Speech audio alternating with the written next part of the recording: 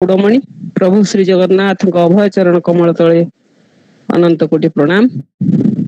उपस्थित आमर पूज्य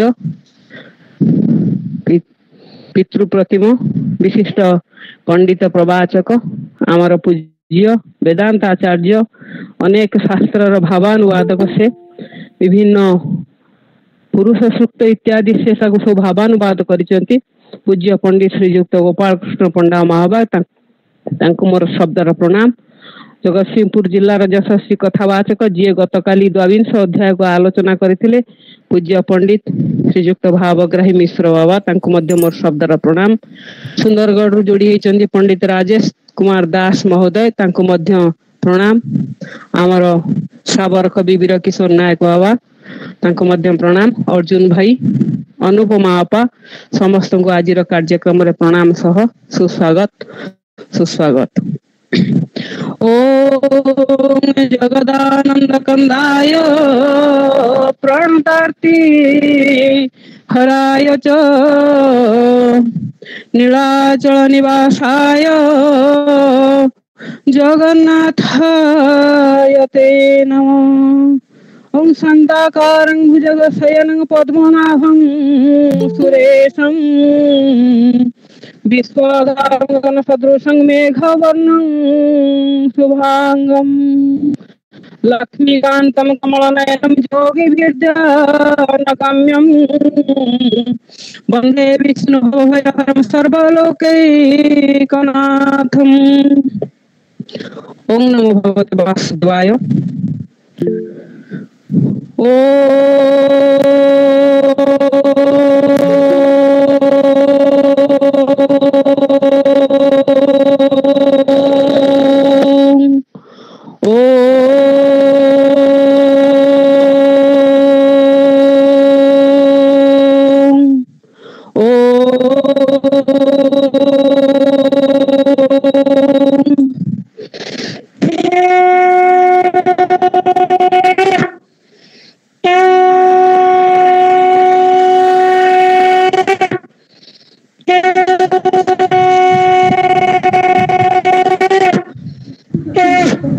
ओम नमो भगवते वासुदेवाय।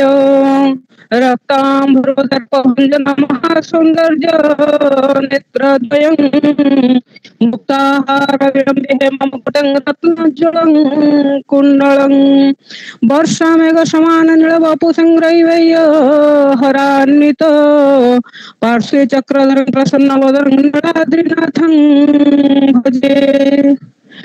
ओम नमो भगवते वासुदेवाय। गत काली जेभଳି भाବରେ ଆମେ ଶ୍ରୀରାମ ଭାଗବତ ପଠନ ପାରାୟଣ କରୁଥିଲେ ଆଜି ମଧ୍ୟ ତାର ପରବର୍ତ୍ତୀ ପର୍ଯ୍ୟାୟକୁ ଆମେ ପାଠ କରିବା। ପଣ୍ଡିତ ଶ୍ରୀଯୁକ୍ତ ଲିଙ୍ଗରାଜ ଚୈନି ମହୋଦୟଙ୍କର ଶ୍ରୀରାମ ଭାଗବତ ମୁଁ ଅନୁରୋଧ କରିବି। ଆମ ସହିତ ଉପସ୍ଥିତ ଅଛନ୍ତି ସାବର କବି ଶ୍ରୀଯୁକ୍ତ ବୀର କିଶୋର ନାୟକ ବାବା। ସେ ଏ ଶ୍ରୀରାମ ଭାଗବତର ପରବର୍ତ୍ତୀ ଅଧ୍ୟାୟ ପାଖକୁ ସେ ପାଠ ପାରାୟଣ କରିବେ। सुस्वागत बाबा, सुस्वागत। अशेष धन्यवाद माँ।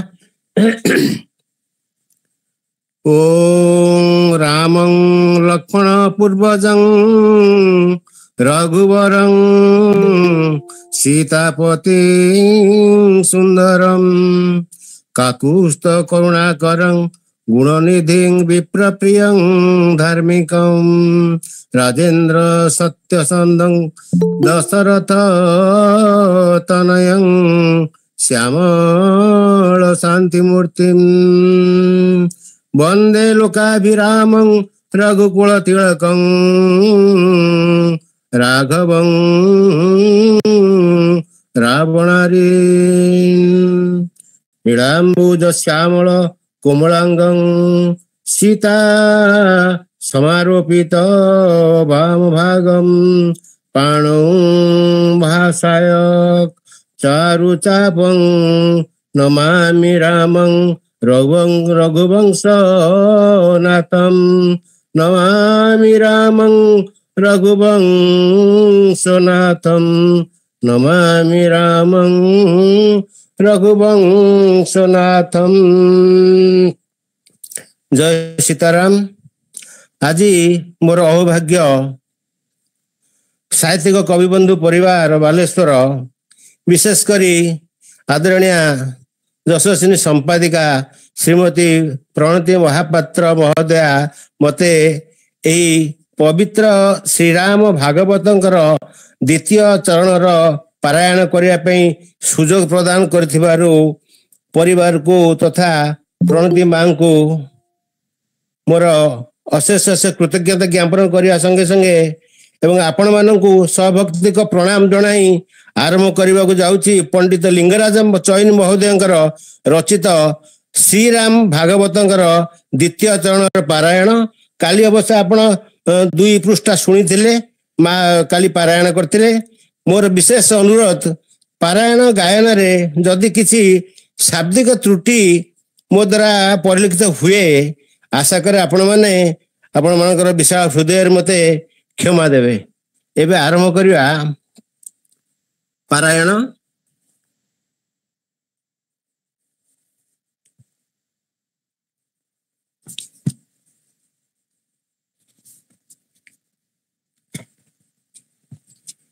बेसेता पत्नी पासे गले सीतार सती तो हरिले। बेसेता पत्नी पासे गले सतीर सती तो हरिले। सती जे देला अभिशाप जन्मिबू मरते होई भूप। सापकू करिले ग्रहण जलंधर हेले रावण। विष्णु श्रीराम क्षेत्री वंशे रावण बधिले विशेषे। आहुरी कथाए कही शुण भवानी मन देई। से विष्णु तपे होई तोष मर्त्यकु आसंती विशेष। कश्यप अतिथिंकु कबर होइबे तांकर कुमर। सेही कौशल्या दशरथ श्रीरामंकर तात मात। देवर्षि नारदंक शाप प्रभु धरे मानव रूप। महेश बोलंती हे देवी कि ज्ञानी मूढ़ हेबे चंदी। जहा चाहते बनमाली से रूपे फल खाए फली। मायार खेल ए संसार संसारे किए बा कहार। गिरिजा होइले चकित नारद परा विष्णु भक्त। कि अपराधे रमापति नारद का साप बहंती। भरद्वाज जे राम रंक यज्ञवल्य कहे अनेक। मन ओ मद करि त्याज्य श्रीराम चरण रे भज।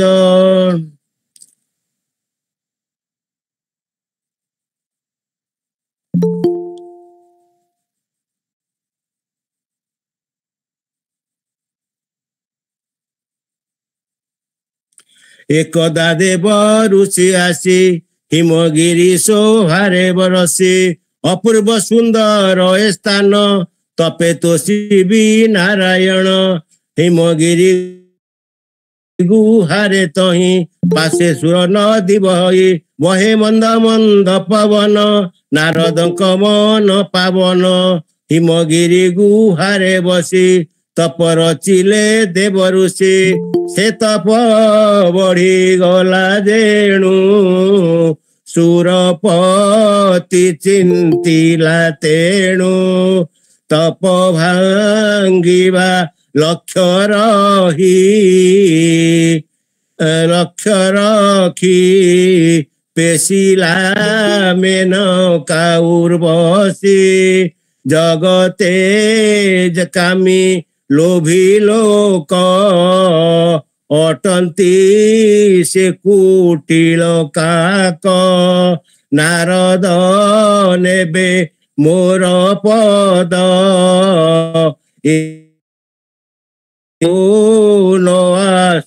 নিদ নবযুপতি দেবাঙ্গনা কাମ କଳାରେ ଯେ ନିପୁଣା ଯେତେ ଯେ କଲେ ନୃତ୍ୟ ଗୀତ ଦେବର୍ଷି ନୋହିଲେ ମୋହିତ ନାରଦ ବ୍ରହ୍ମାଙ୍କ କୁମର ବିଷ୍ଣୁ ଭଜନ୍ତେ ମତି ଘୋର ନାମ ଜପେ ନ ଲାଗେ ଦନ୍ତ ତେଣୁ ନାରଦ ନାମ ଖ୍ୟାତ।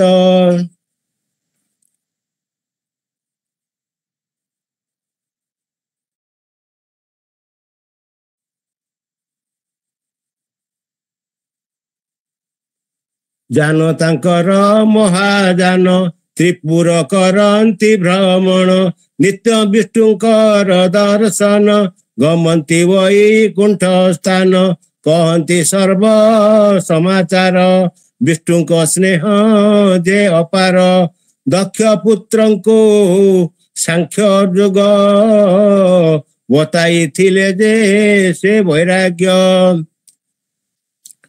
ନାରଦ ସ୍ମୃତି ପଞ୍ଚରାତ୍ର ଏ ତାଙ୍କ ବୈରାଗ୍ୟର ଚିତ୍ର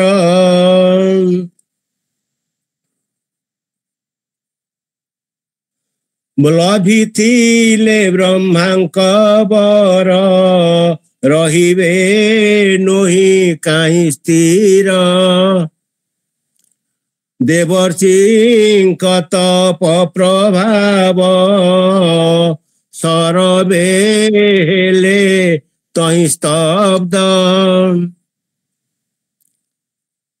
ଯତିଙ୍କ ମତି ନଟଳିଲା ଓଙ୍କାର ଶବଦ କମ୍ପିଲା ଏ ସ୍ୱର୍ଗୁ ହୋଇଲା ପୁଷ୍ପ ବୃଷ୍ଟି ହାରିଲେ ମୁନିଙ୍କ ଅରିଷ୍ଟି ଫେରିଲେ ଅପସରା ଯେଣୁ ଅହଙ୍କାର ବାନ୍ଧିଲା ତେଣୁ ସେ ରେଣୁ ଧୀରେ ବଢୁଥାଇ କାମ ଜିତିଲେ ଯତି ସାଇ ବ୍ୟାପିଲା ରଘୁପତି ମାୟା ଅହଙ୍କାରେ ଦେବର୍ଷି କାୟା କାମକ ଜିତିଲେ ବୋଲି ମନେ ଚଳିଲେ କୈଳାସ ଭୁବନେ ଭୋଲାନାଥଙ୍କୁ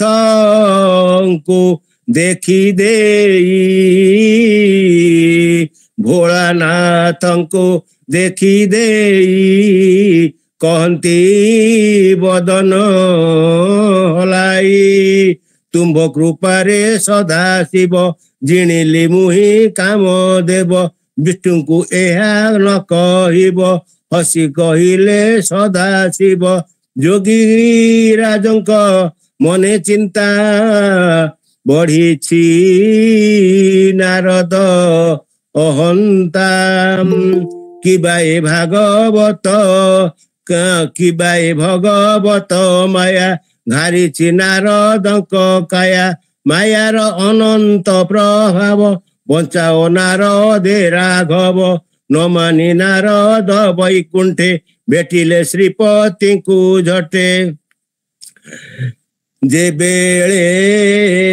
ଯେବେଳେ ଯାହା ପ୍ରୟୋଜନ କରି କରାନ୍ତି ଭଗବାନ ବୈକୁଣ୍ଠ ଭୁବନ ସୁନ୍ଦର ନାରାୟଣଙ୍କ ବାସଘର ଏ ଦେବର୍ଷିଙ୍କୁ ଦେଖି ଶ୍ରୀରାମ ପାଛୋଟିଲେ ଅତିଥି ସମ ଅତିଥି ନୁହନ୍ତି ସାମାନ୍ୟ ଅତିଥି ସଦା ସର୍ବମାନ୍ୟ ଚରଣ ପ୍ରକ୍ଷାଳନ କରି ଆସନ ଦେଲେ ନରହରି ପୁଛିଲେ କୁହ ସମାଚାର ଶୁଣିବି ମନ ମୋ ବ୍ୟାକୁଳ ନାରଦ ବୋଲନ୍ତି ଉତ୍ତର ମୋ ତପ ହୋଇଛି ସଫଳ ହେ କାମକୁ ଜିଣି ଗଲି ମୁହିଁ ଜାଣିଥାଅ ହେ ଭାବଗ୍ରାହୀ ପ୍ରଚଣ୍ଡ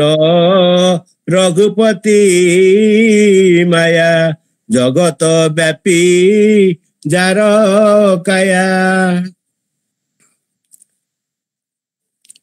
କହନ୍ତି ରାମ ଭାବଗ୍ରାହୀ ଜ୍ଞାନ ବୈରାଗ୍ୟ ଯାର ନାହିଁ ମୋହତା ହୃଦये ଉତ୍ପତ୍ତି କାମ ବିଗାଡେ ତାର ମତି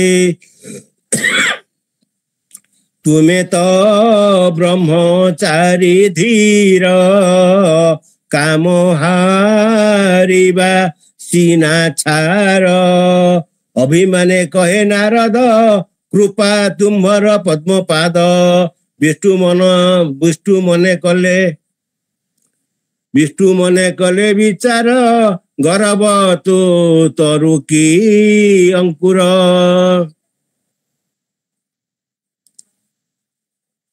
ଶ୍ରୀପତି ମାୟା ଗଲା ଘେରି ଗର୍ବ ଗଞ୍ଜନ ନରହରି ମାୟା ପତିତା ମାୟା ଧନ୍ୟ କଷି କଷାଏ ଭକ୍ତ ଜନ ବିଷ୍ଣୁଙ୍କୁ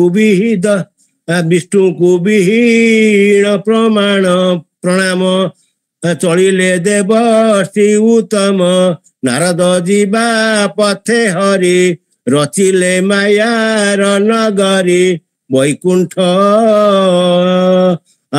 ପୁରହୁଁ ସୁନ୍ଦର ପୁରୀ ଅଛନ୍ତି ନାରୀ ନର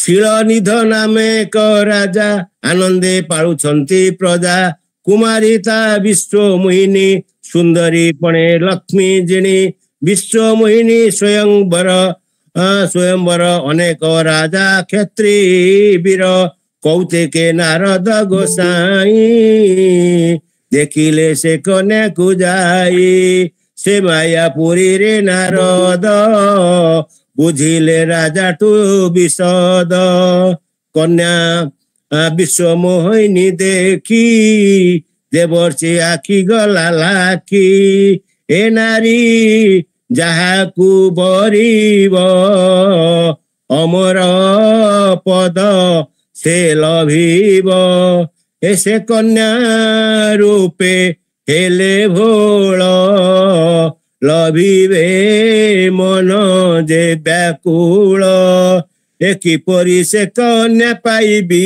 ଚଳିଲେ ଯଦି ଭାବି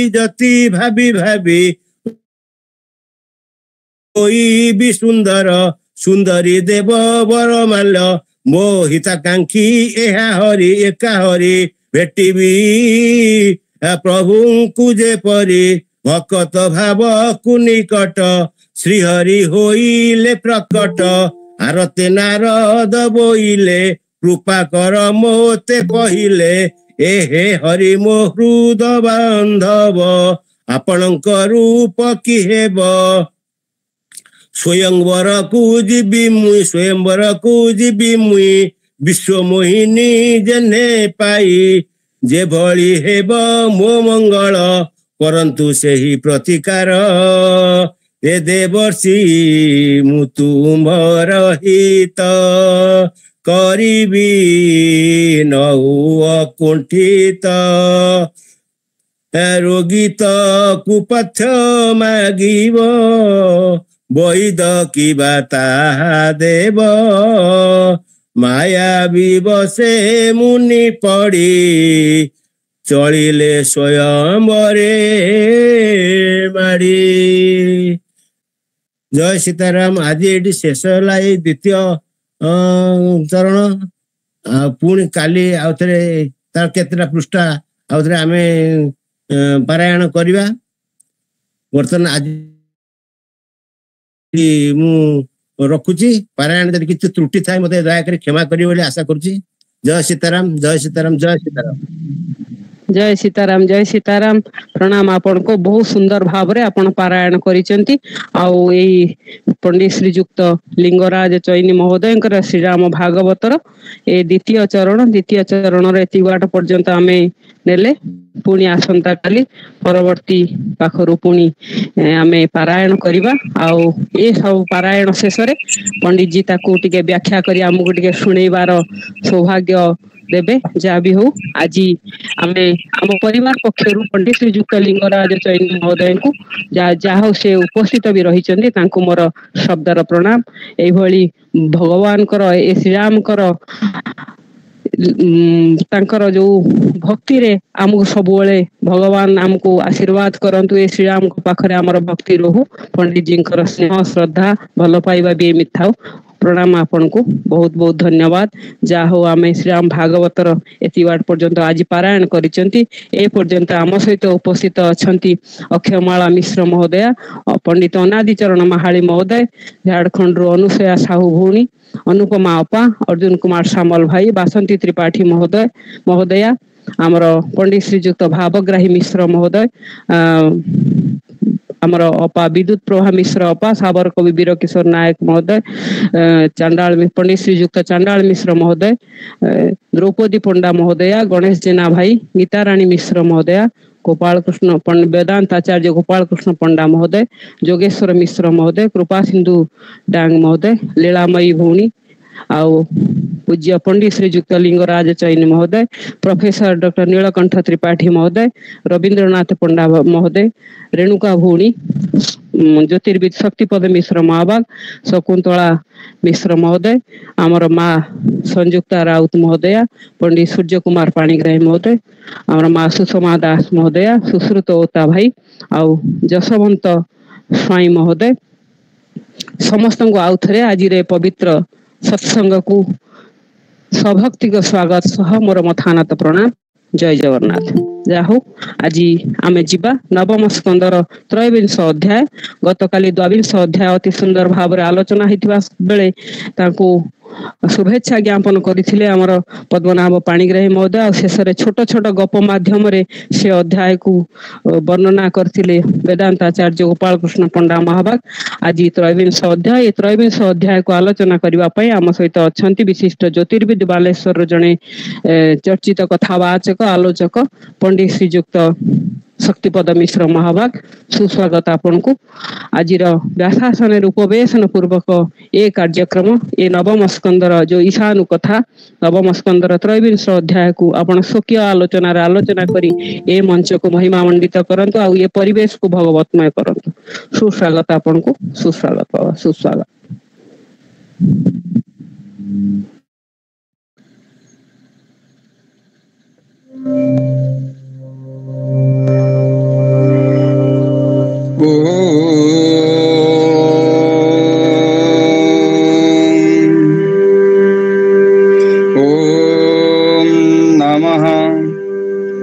भगवते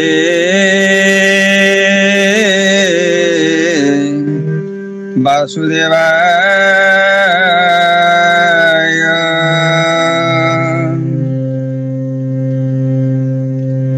ओम नमः भगवते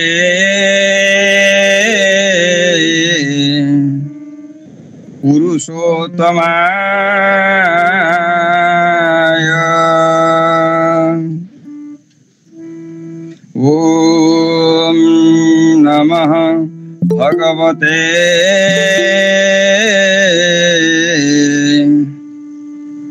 नंदनंदनाय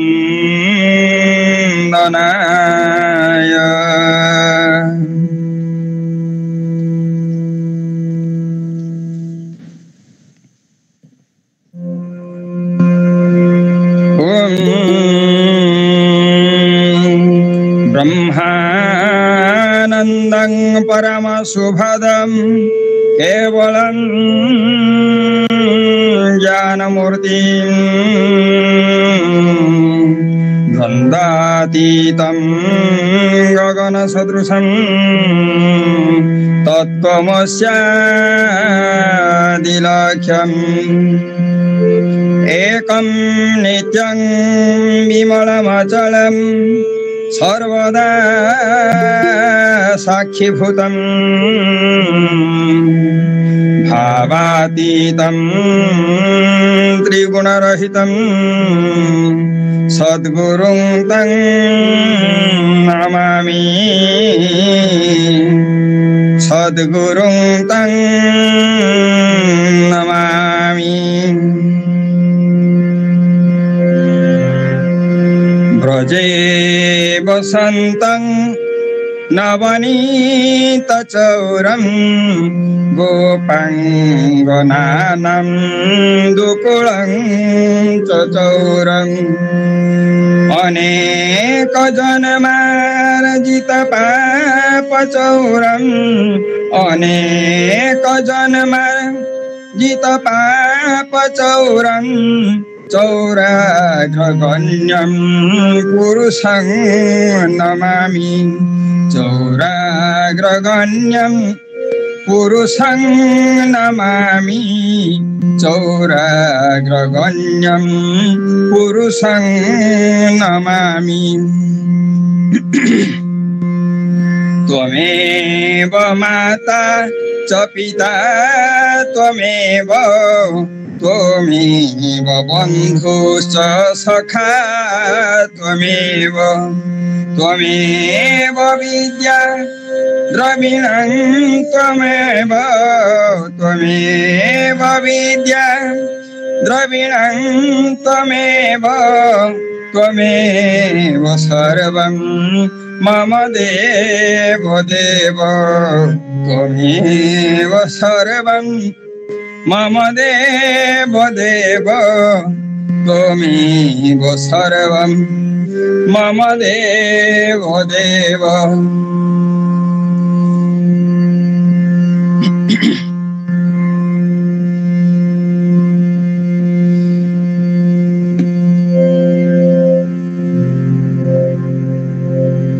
समग्र मर्त्यमंडल रे सबुआड़े वर्तमान चली नवरात्र झंकार ताहारी भितरे जगत जननींकर सेवा आराधना रे समस्ते व्यस्त सारा जगत तांकु स्तुतिगान करे जय त्वं देवी चामुण्डे जय भूता वहारिणी जय सर्वगते देवी कालरात्रि नमोस्तुते जयंती मंगला काली भद्रकाली कपालिनी स्वाहा स्वधा क्षमा धात्री स्वाहा स्वधा नमोस्तुते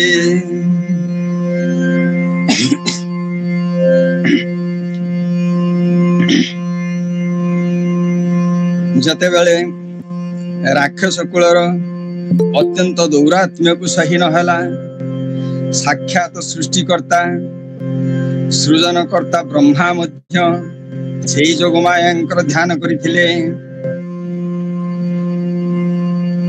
त्वं स्वाहा त्वं स्वधा त्वं हि वषट्कार स्वधात्मिका सुधा त्वं अक्षरे नित्ये त्रिधा मात्रात्मिका स्थिता अर्धमात्रा स्थिता नित्या जानुचार्या विशेषतः त्वमेव सा त्वं सावित्री त्वं देवी जननी परा त्वयैव धार्यते सर्वं त्वयि तदसृज्यते जगत् त्वयि तत्पाल्यते देवी त्वमत्सन्ते च सर्वदा विसृष्टौ सृष्टिरूपात्वं स्थितिरूपा च पालने तथा संहृतिरूपान्ते जगतोऽस्य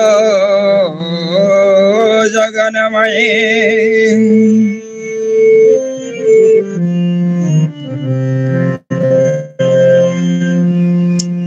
मागो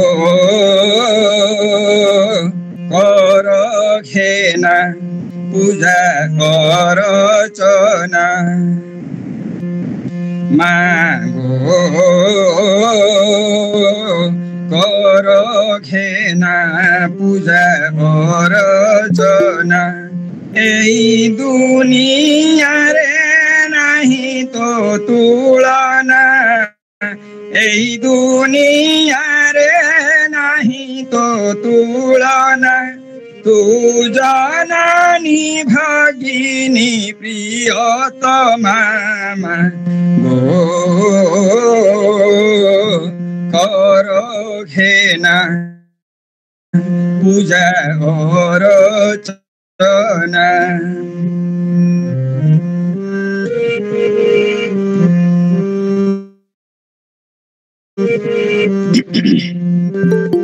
সুষমা তোরু পরে কোটি কমল পূজয়িত পয়রে মাগো অন্তর সুষমা তোরু পরে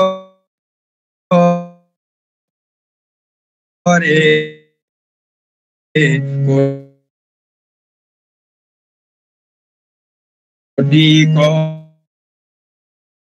কমল পূজয়িত পয়রে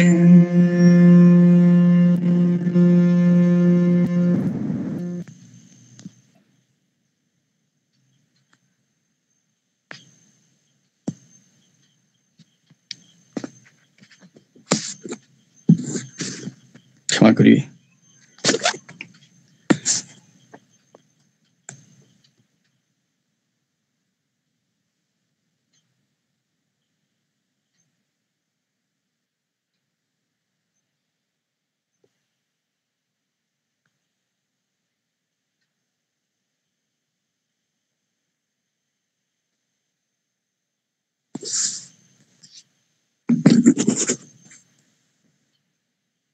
क्षमा करिए इलेक्शन काम बड़ जोर चली बर्तमान सकाल मु बसली जाई ब्लॉक रे जस्ट एबे धाई आसी खाली ठिया ही पड़ी एठी तेणु से माने ही ब्लॉक रु फोन करूचंती टी असुविधा ही छै पई मागो अंतर सुषमा तोरु परे कोटि कमल पूजयित पयरे मागो अंतर सुषमा तोरु परे कोटि कमल पूजयित पयरे तोर सृष्टि सीना ईश्वर कृपारे सारा विश्व जनमिछि तो पयरे भरा असीम करुणा तो हृदरे नैया सई सरगतो स्नेहरे भरा असीम करुणा तो हृदरे नैया सई सरगतो स्नेहरे तुनिया सिरा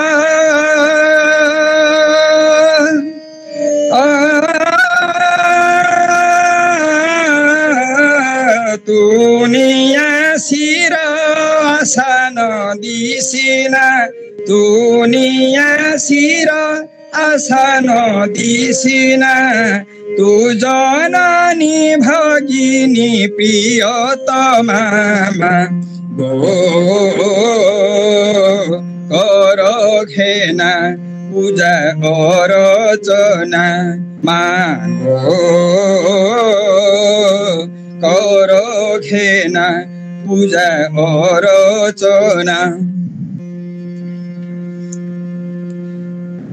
सारा जगत रे वर्तमान से मातृ वंदना चली तार भितर आमर आज जो सांझ परिवेश यही परिवेश रे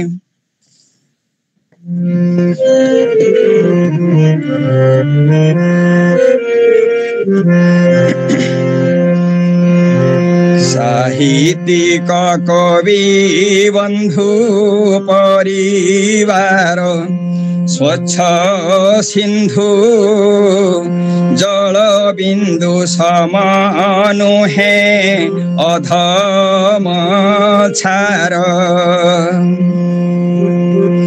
केत तेरथी महारथी स्वयं वाणी भगवती जाहांक कंठरे करी अछंती घर सेठारे की वर्णना देवी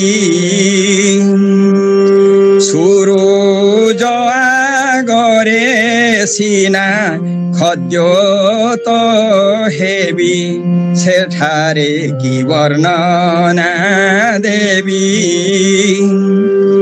सूरज आगरे सीना खद्योत हेबी आसु की न आसु पाठ साक्षाते श्री भागवत स्वयं नारायण सते करन्ति विजे तांकरी नामकु नेई आरंभ करिबा पाई संतर्पणे छपी छपी साहस खोजे भागवत जन पयरे भागवत जन पयरे प्रणाम जनाए नेबे दया अंतरे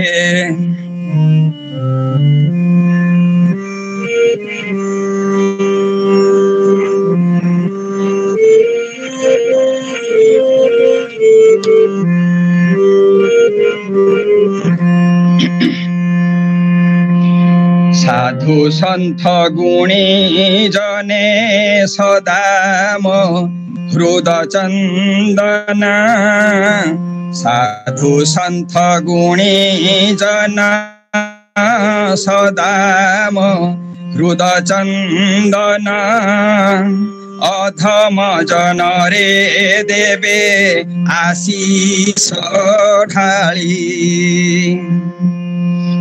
मातृशक्ति दयारे गाउछि मो ए संध्यारे प्रभु कथा हेउ पछे मो पाई गाली जदि बा त्रुटि रहिब जदि बा त्रुटि रहिब हरि भजने किछि काल कटिब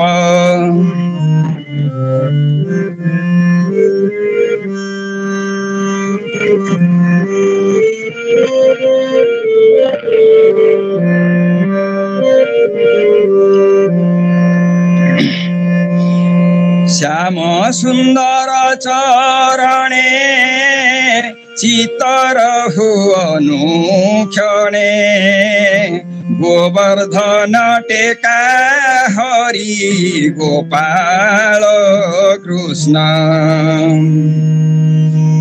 आहे प्रभु पद्मनाभ निरंजन स्वयं भुव अभय पाद पंकजे गली शरण न मे प्रणति कवि बंधु न मे प्रणति कवि बंधु साहा हुआ तरी बारे ए भव सिंधु न मे प्रणति कवि बंधु साहा हुआ तरी बारे ए भव सिंधु।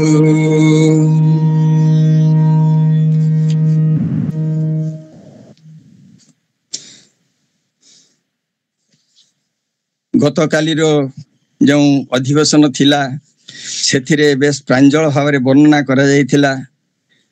आमर ଜରାସନ୍ଧଙ୍କର ବଂଶ ଚରିତ୍ର, ପୁଣି ଯାହାକୁ କୁହାଯାଉଥିଲା ବୃହଦ୍ରଥ ବଂଶର ରାଜା ନାମରେ ଖ୍ୟାତି ସମ୍ପନ୍ନ ସେମାନେ ଥିଲେ, ଯେଉଁମାନେ କି 1000 ବର୍ଷର ଶାସନ କାଳକୁ ବିତେଇ ଦେଇଥିଲେ।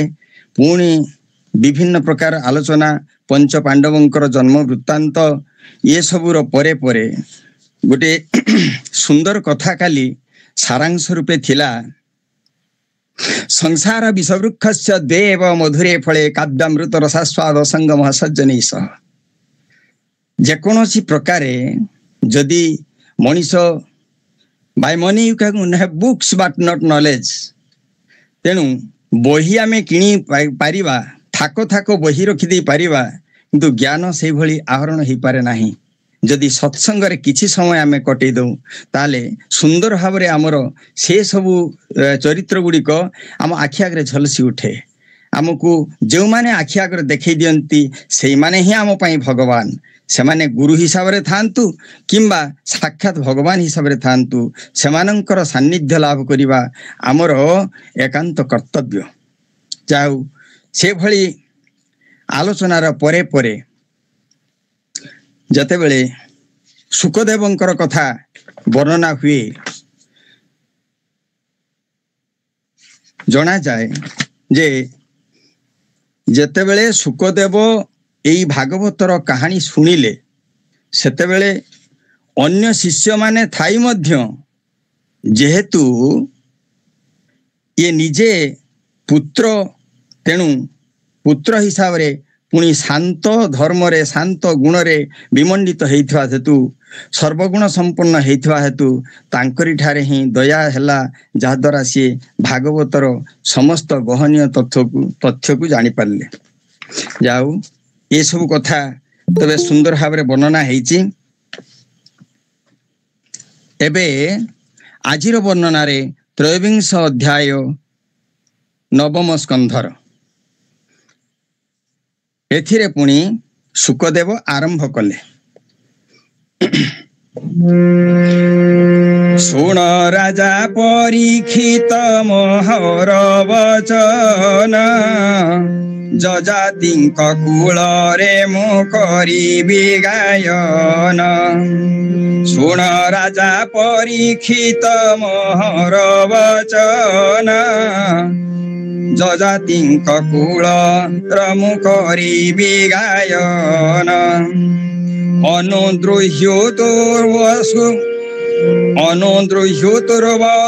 ଅଯଦୁଙ୍କ ନାମରେ, ଚାରି ସୁତ ଜନମିଲେ ଯଜାତିଙ୍କ ଠାରେ। ଜଣ ଜଣ କରି ତାହା ବର୍ଣ୍ଣନା କରୁଛି, ଦୁଃଖ ବିମୋଚନ ପାଇଁ ଭରସା ରଖିଛି। ଜଣ ଜଣ କରି ତାହା ବର୍ଣ୍ଣନା କରୁଛି, ଦୁଃଖ ବିମୋଚନ ପାଇଁ ଭରସା କରିଛି। ପରୀକ୍ଷିତଙ୍କର ବିଭିନ୍ନ ପ୍ରକାର ପ୍ରଶ୍ନର ଉତ୍ତର ଦେବାକୁ ଯାଇ ବର୍ଣ୍ଣନାରେ ଶୁଣୁଛନ୍ତି ରାଜା ପରୀକ୍ଷିତ। ଶ୍ରୀ ଶୁକ ଉବାଚ, ଜଗନ୍ନାଥ ଦାସଙ୍କ ଭାଷାରେ, ଅନୁରକ୍ରମେ ତିନି ସୁତ, ଶୁଣ ରାଜନ ପରୀକ୍ଷିତ।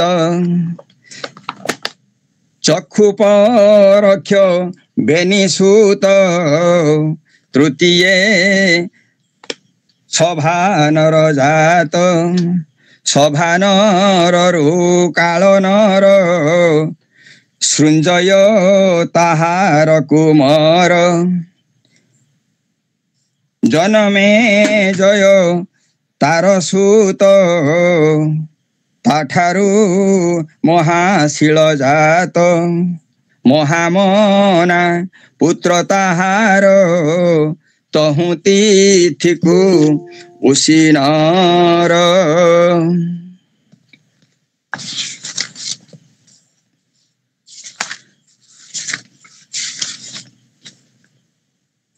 ଯଜାତିଙ୍କର ବଂଶ ବର୍ଣ୍ଣନା ଭିତରେ ଅନୁ ତୁର୍ବସ୍ୟୁ, ଦ୍ରୁହ୍ୟୁ ଏବଂ ଯଦୁ, ଏଇ 4 ଜଣଙ୍କର ଏଠି ପ୍ରାଧାନ୍ୟ ଦେଖେଇ ଦିଆହେଇଛି। ଏଇ 4 ଜଣଙ୍କ ଭିତରୁ ଦେଖିବାକୁ ଗଲେ ସେମାନଙ୍କର ଅବସ୍ଥିତି କେଉଁଠି କେଉଁଠି ଆସୁଛି। ଏଇ 4 ଜଣ ଥିଲା ସେ ତାଙ୍କର ଯଜାତିଙ୍କର ପୁତ୍ରଗଣ, କିନ୍ତୁ ପ୍ରଥମରେ ଯେଉଁ ଆସିଲେ ଅନୁ, ତୁର୍ବସ୍ୟୁ, ଦ୍ରୁହ୍ୟୁ ଏବଂ ଯଦୁ, ଏଇ 4 ଜଣଙ୍କ ଭିତରୁ ପ୍ରଥମେ ଅନୁ ଆସୁଥିବା ହେତୁ ଅନୁଙ୍କର ବଂଶ ବର୍ଣ୍ଣନାରେ ଇଏ ପୁଷ୍ଟ ହେଲା ଏହି ଅଧ୍ୟାୟ ପ୍ରଥମରେ। ଅନୁଙ୍କର 3 ଜଣ ପୁତ୍ର ଜନ୍ମ ହେଲେ, ସଭାନର, ଚକ୍ଷୁ ଆଉ ପରକ୍ଷ। ଏ ସଭାନରଙ୍କର ପୁତ୍ର ହେଲେ କାଳନର, ତାଙ୍କର ପୁତ୍ର ହେଲେ ସୃଞ୍ଜୟ, ତାଙ୍କ ପୁତ୍ର ହେଲେ ଜନ୍ମେଜୟ, ତାଙ୍କଠାରୁ ଜନ୍ମ ହେଲେ ମହାଶିଳ, ତାଙ୍କର ପୁତ୍ର ହେଲେ ମହାମନା। ଏ ବଂଶ ବର୍ଣ୍ଣନାର ଯେଉଁ ପର୍ଯ୍ୟାୟ ବର୍ତ୍ତମାନ ଚାଲିଛି, ୟା ଭିତରେ ଇଏ ସେମାନଙ୍କର ମହାନତା ଆମର ଏଇ ନାମ ଉଚ୍ଚାରଣ ଭିତରେ ହିଁ ଆମର ପ୍ରାପ୍ତ ହେଇଥାଏ। ତେଣୁ ଯେମିତି ରାତି ପାହିଲେ ମନ୍ଦିର ମାନଙ୍କରେ ଶୁଭେବେ ସୁନ୍ଦର ଭାବରେ ବିଶ୍ୱଂ ବିଷ୍ଣୁର୍ବସଡକାର ଭୂତ ଭବ୍ୟ ଭବତ ପ୍ରଭୁ ଭୂତ କୃଦ୍ଭୂତ ଭୂତ ଭାବ ଭୂତାତ୍ମା ଭୂତ ଭାବନ ଇତ୍ୟାଦି ବିଷ୍ଣୁଙ୍କର ସହସ୍ର ନାମ ବିଭିନ୍ନ ମନ୍ଦିରରେ ବିଭିନ୍ନ ପ୍ରକାରର ଏ ଗାନ ଚାଲିଥାଏ। ଏ ନାମ ସଂକୀର୍ତ୍ତନ କେବଳ। ତେଣୁ ଏ କଳି ଯୁଗରେ ନାମ ସଂକୀର୍ତ୍ତନ ହେଉଛି ସର୍ବଶ୍ରେଷ୍ଠ ଉପାୟ ଧର୍ମ ସଂଗ୍ରହ ପାଇଁ। ତେଣୁ ସମସ୍ତଙ୍କୁ ଜଣା, ଆମେ ତା ଭିତରେ ନିଶ୍ଚୟ ରହୁଛେ ଏବଂ ରହିବା ବି ଉଚିତ। ଯଦି ତା ଭିତରେ ଆମେ ନ ରହିବା ତାହେଲେ ବିପଥରେ କାଳେ ପଡ଼ିଯିବାର ସମ୍ଭାବନା ଥାଏ। ଯାଉ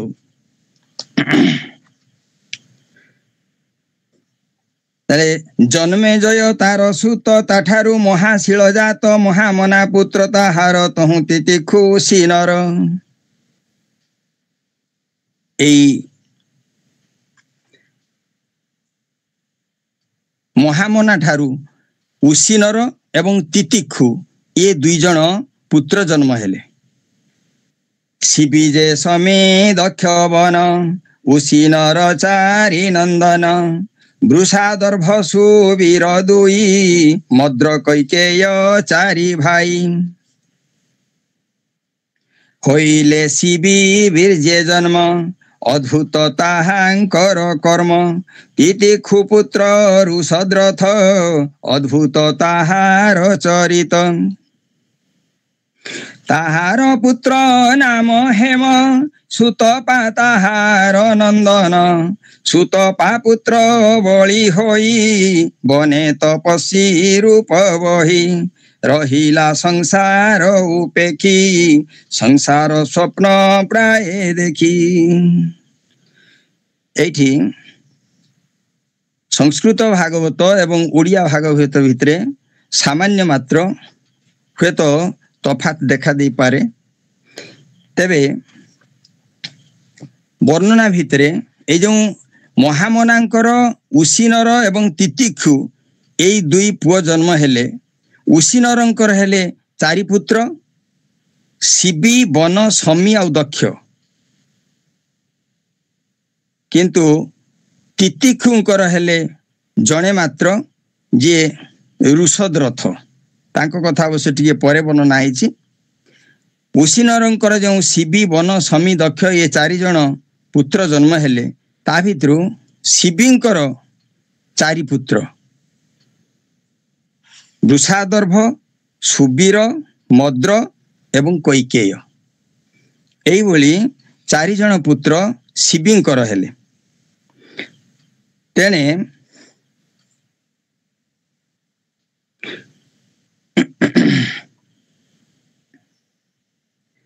ମଦ୍ର କୈକେୟ 4 ଭାଇ, ହୋଇଲେ ଶିବି ବୀର୍ଯ୍ୟ ଜନ୍ମ, ଅଦ୍ଭୁତ ତାହାଙ୍କର କର୍ମ। ଏ ସମସ୍ତେ ଅବଶ୍ୟ ଅଦ୍ଭୁତ କର୍ମା, ଯିଏ ଯାହାକୁ ବେଶ ପାରଙ୍ଗମ। କିନ୍ତୁ ତିତିକ୍ଷୁ ପୁତ୍ର ଦୃଷଦ୍ରଥ ଅଦ୍ଭୁତ ତାହାର ଚରିତ ତାହାର ପୁତ୍ର ନାମ ହେମ ସୁତପା ତାହାର ନନ୍ଦନ। ତିତିକ୍ଷୁ ଠାରୁ ଯେଉଁ ଋଷଦ୍ରଥ ଜନ୍ମ ହେଲେ ତାଙ୍କର ପୁଅ ହେଲେ ହେମ, ହେମ ଠାରୁ ଜନ୍ମ ହେଲେ ସୁତପା। ବନେ ତପସ୍ୱୀ ରୂପ ବହି ରହିଲା ସଂସାର ବନେ ତପସ୍ୱୀ ରୂପ ବହି ରହିଲା ସଂସାର ଉପେକ୍ଷୀ ସୁତପା ପୁତ୍ର ବଳି ହୋଇ ବନେ ତପସ୍ୱୀ ରୂପ ବହି ରହିଲା ସଂସାର ଉପେକ୍ଷୀ ସଂସାର ସ୍ୱପ୍ନ ପ୍ରାୟ ଦେଖି। ସଂସାରକୁ ଉପେକ୍ଷା କରି ସଂସାରକୁ ତ୍ୟାଗ କରି ସେ ବନରେ ତପସ୍ୱୀ ଭଳି ଜୀବନ ଯାପନ କରି ଚାଲିଲେ। ବଳିର କ୍ଷେତ୍ରେ ଷଡ଼ାତ୍ମ ଯେ ଜନ୍ମିଲେ ଦୀର୍ଘ ତମା ବୀର୍ଯ୍ୟେ। ସୁତପା ତପସ୍ୟାରେ ରତ ହେଲେ, କିନ୍ତୁ ସୁତପାଙ୍କର ଯେଉଁ ପୁତ୍ର ହେଲେ ବଳି, ସେ ବଳିଙ୍କ ଠାରୁ 6 ପୁତ୍ରଙ୍କର ଜନ୍ମ। ଅଙ୍ଗ ବଙ୍ଗ କଳିଙ୍ଗ 3 ଶୁଣ୍ଢ ପୁଣ୍ଡ୍ର ଯେ ଅନ୍ଧ୍ର ବେନି ଆପଣା ନାମେ ରାଜ୍ୟ କରି ସୁଖେ ପାଳିଲେ ବସୁନ୍ଧରୀ। এই ଅଙ୍ଗ ବଙ୍ଗ କଳିଙ୍ଗ ଶୁଣ୍ଢ ପୁଣ୍ଡ୍ର ଏବଂ ଅନ୍ଧ୍ର, ଏଇ 6 ପ୍ରକାରେ ଏଇ 6 ନାମରେ ଯେଉଁ ପୁତ୍ର ଜନ୍ମ ହେଲେ, ଏ 6 ନାମରେ ରାଜ୍ୟ କରିଗଲେ ସେମାନେ। ତେଣୁ ସମଗ୍ର ବସୁନ୍ଧରାକୁ ପାଳନ କଲା ଭଳି, ଶାସନ କଲା ଭଳି ସେମାନେ ରାଜ୍ୟ ଶାସନରେ ମାତିଲେ। ତା ଭିତରେ এ ষড় দেশে হই রাজা ধর্মে পালিলে জন প্রজা অঙ্গ তনয় খন পান দিবি রথ তার নন্দন। এই অঙ্গଙ୍କର পুত্র হেলে খনপাନ, খনপাନଙ୍କର পুত্র হেলে দিবিରଥ। ধর্মরথ যে তার সুত তাতহু জন্ম চিত্ররথ সে চিত্ররଥ ବଂଶହୀନ ଲୋମ ପାଦ ତା ଖ୍ୟାତ ନାମ। ଏଇଥିରୁ ପୁଣି ହେଲା କଣ ନା, ଦିବିରଥଙ୍କର ପୁଅ ହେଲେ ଧର୍ମରଥ, ଧର୍ମରଥଙ୍କର ପୁତ୍ର ହେଲେ ଚିତ୍ରରଥ। ଏଇ ଚିତ୍ରରଥଙ୍କୁ କୁହାଯାଏ, ତାଙ୍କର ଅନ୍ୟ ନାମ କୁହାଯାଏ ଲୋମପାଦ। ଇଏ ଥିଲେ ରାଜା ଦଶରଥଙ୍କର ମିତ୍ର। ଏଇ ଚିତ୍ରରଥ ସନ୍ତାନହୀନ ହେଇ ପଡ଼ିଲେ। ତେଣୁ এই ବଂଶ ରକ୍ଷା ନିମନ୍ତେ ସେ ଚିନ୍ତାଗ୍ରସ୍ତ ଥିବା ବେଳେ ସେତେବେଳେ ହେଲା କଣ ନା, ଦଶରଥଙ୍କ ସହିତ ଯେଉଁ ମିତ୍ରତା ତାଙ୍କର ଥିଲା ସେଠାରୁ ସେ ସାହାଯ୍ୟ ପାଇଛନ୍ତି। ଯାହା ଆମର ଜଗନ୍ନାଥ ଦାସଙ୍କ ଭାଷାରେ ସେ ଚିତ୍ରରଥ ବଂଶହୀନ ଲୋମ ପାଦ ତା ଖ୍ୟାତ ନାମ ଦଶରଥର ସଖା ସେହି ଅପୁତ୍ର ତାର ବଂଶ ଚାହିଁ ଶାନ୍ତା କନ୍ୟାକୁ ଦେଲା ନେଇ ଅତି ଆନନ୍ଦେ ତୋଷ ହୋଇ ସେ ତାକୁ ଋଷ୍ୟ ଶୃଙ୍ଗ ତୁଳେ ବେଦ ବିଧାନେ ବିଭା ହେଲେ। ତାହେଲେ ଏଇ ଶାନ୍ତା ନାମକ ଏକ କନ୍ୟାକୁ ଇଏ ଦାନ କଲେ କିଏ ନା ଦଶରଥ। ତେଣୁ ଦଶରଥ ଦାନ କରିବା ଅର୍ଥ ସେ ତାଙ୍କୁ ପୋଷ୍ୟ କନ୍ୟା ରୂପେ ଗ୍ରହଣ କଲେ। ଚିତ୍ରରଥ ଚିତ୍ରରଥ ଶାନ୍ତା ନାମକ କନ୍ୟାକୁ ପୋଷ୍ୟ କନ୍ୟା ରୂପେ ଗ୍ରହଣ କଲେ ଏବଂ ପରବର୍ତ୍ତୀ ପର୍ଯ୍ୟାୟରେ ସେଇ କନ୍ୟାକୁ ଋଷ୍ୟଶୃଙ୍ଗ ମୁନିଙ୍କ ସହିତ ବିଭା ଦେଇଦେଲେ।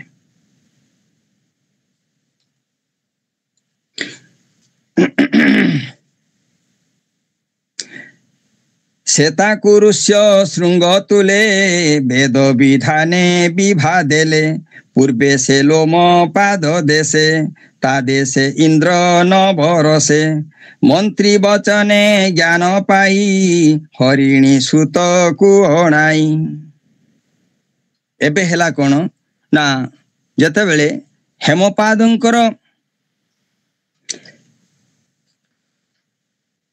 ହେମପାଦଙ୍କର ରାଜ୍ୟରେ ଯେତେବେଳେ ଅନାବୃଷ୍ଟି ହେଲା, ସେତିକି ବେଳେ ସେ ବର୍ଷା ପାଇଁ ସାରା ଜଗତକୁ କିପରି ପାଣି ସଙ୍କଟରୁ ରକ୍ଷା କରିବେ एभଳି चिंता करू करू से ऋष्यशृंग मुनिंकर महात्म्य को जानी तांकु आमंत्रण कले। पूर्वे से लोम पाद देशे ता देशे इंद्र न बरसे मंत्री वचने ज्ञान पाई हरिणी सुत को अणाई। ऋष्यशृंग मुनि को जतले आनिले साधारणतः अनावृष्टि समय रे टिके मने पड़े मोर पिला दिन रो कथा। बहुत दिन धरी वर्षा हो न थाए तेणु आमर जने मोर प्राथमिक शिक्षक थिले जे कि एई नीलगिरी माटी बोली से कहउथांती स्वर्ग तो से इंद्रमणि बेहेरा तांको नाटी थिला। बहुत गुण काम भी करुथिले। से सेतेबेले कहउथिले एटा मोर पंचम श्रेणी रो कथा बेस भल भाव मने अछि। से समस्त को कहीदेले जे समस्ते 108 थर लेखाएं महामुनि ऋष्यशृंग एभली लेख समस्ते खातार एभली लेख।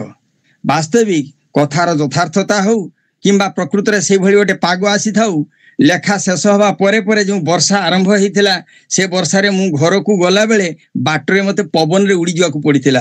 मोर बेस भल भाव रे मने अछि। एते जोर पवन हैला एवं भीषण झड़ वर्षा हे गला। तेणु सेते दिन बेस दृढ़ संकल्प भली मोर मने अछि जे ऋष्यशृंग मुनिंकर जदि स्मरण करा जाए ताहले अनावृष्टि समय रे निश्चय वृष्टिपात हेई पारे। तेणु ये ऋष्यशृंग मुनि को जतले अणाइले सेतेबेले इंद्रंक शांति विधान पाई यज्ञर विधान हैला एवं राज्य रे वृष्टि भी हैला। एवं इंद्र निमंते यज्ञ पूर्ण से ऋषि कले नाना कर्म एमंते इंद्र बरसिला राजार संतति होइला। एपटे इंद्रंकर जो शांति विधान हैला वृष्टि तो हैला वर्षा बेस सुंदर हैला सुवृष्टि हेला राज्य रे हेले तांकरी आशीर्वाद रे ये चित्ररथ लोमपाद से संतान लाभ करिवार सुजोग पाइले। तेणु संतानहीन दशरथ तार सकाशु पुत्र प्राप्त। ए दशरथ जो तांकर मित्र थिले ए मित्र मध्य तांकरी साहचर्य रे ए तांको ठारू वर प्राप्त हेले जा द्वारा तांकरी प्रार्थना तांकरी वरदान रे अर्थात तांकु संतुष्ट करितिबा हेतु दशरथ मध्य पुत्र प्राप्त हेले। या जहा विधान लोमपादर जेउ सुत से चतुरंग नामे ख्यात। ये लोमपादंकर जो पुत्रटी जन्म हैला तांकर नाम हैला चतुरंग। ता पुत्र पृथुलाक्ष हेला ताहार बृहद रथ नला आबर बृहद भानु नाम तृतीय पुणी बृहद कर्म बृहद रथरु बृहन्न मन ता पुत्र जयद रथ नाम ताहार नंदन विजय ध्रुति जे ताहार तनय ध्रुतिर पुत्र ध्रुत व्रत सत्कर्मा ताहार जे सूत अधिरथ तार नंदन बने भ्रमु से एक दिन गंगार तीरे क्रीड़ा काले देखे मंजुषा भासे जले।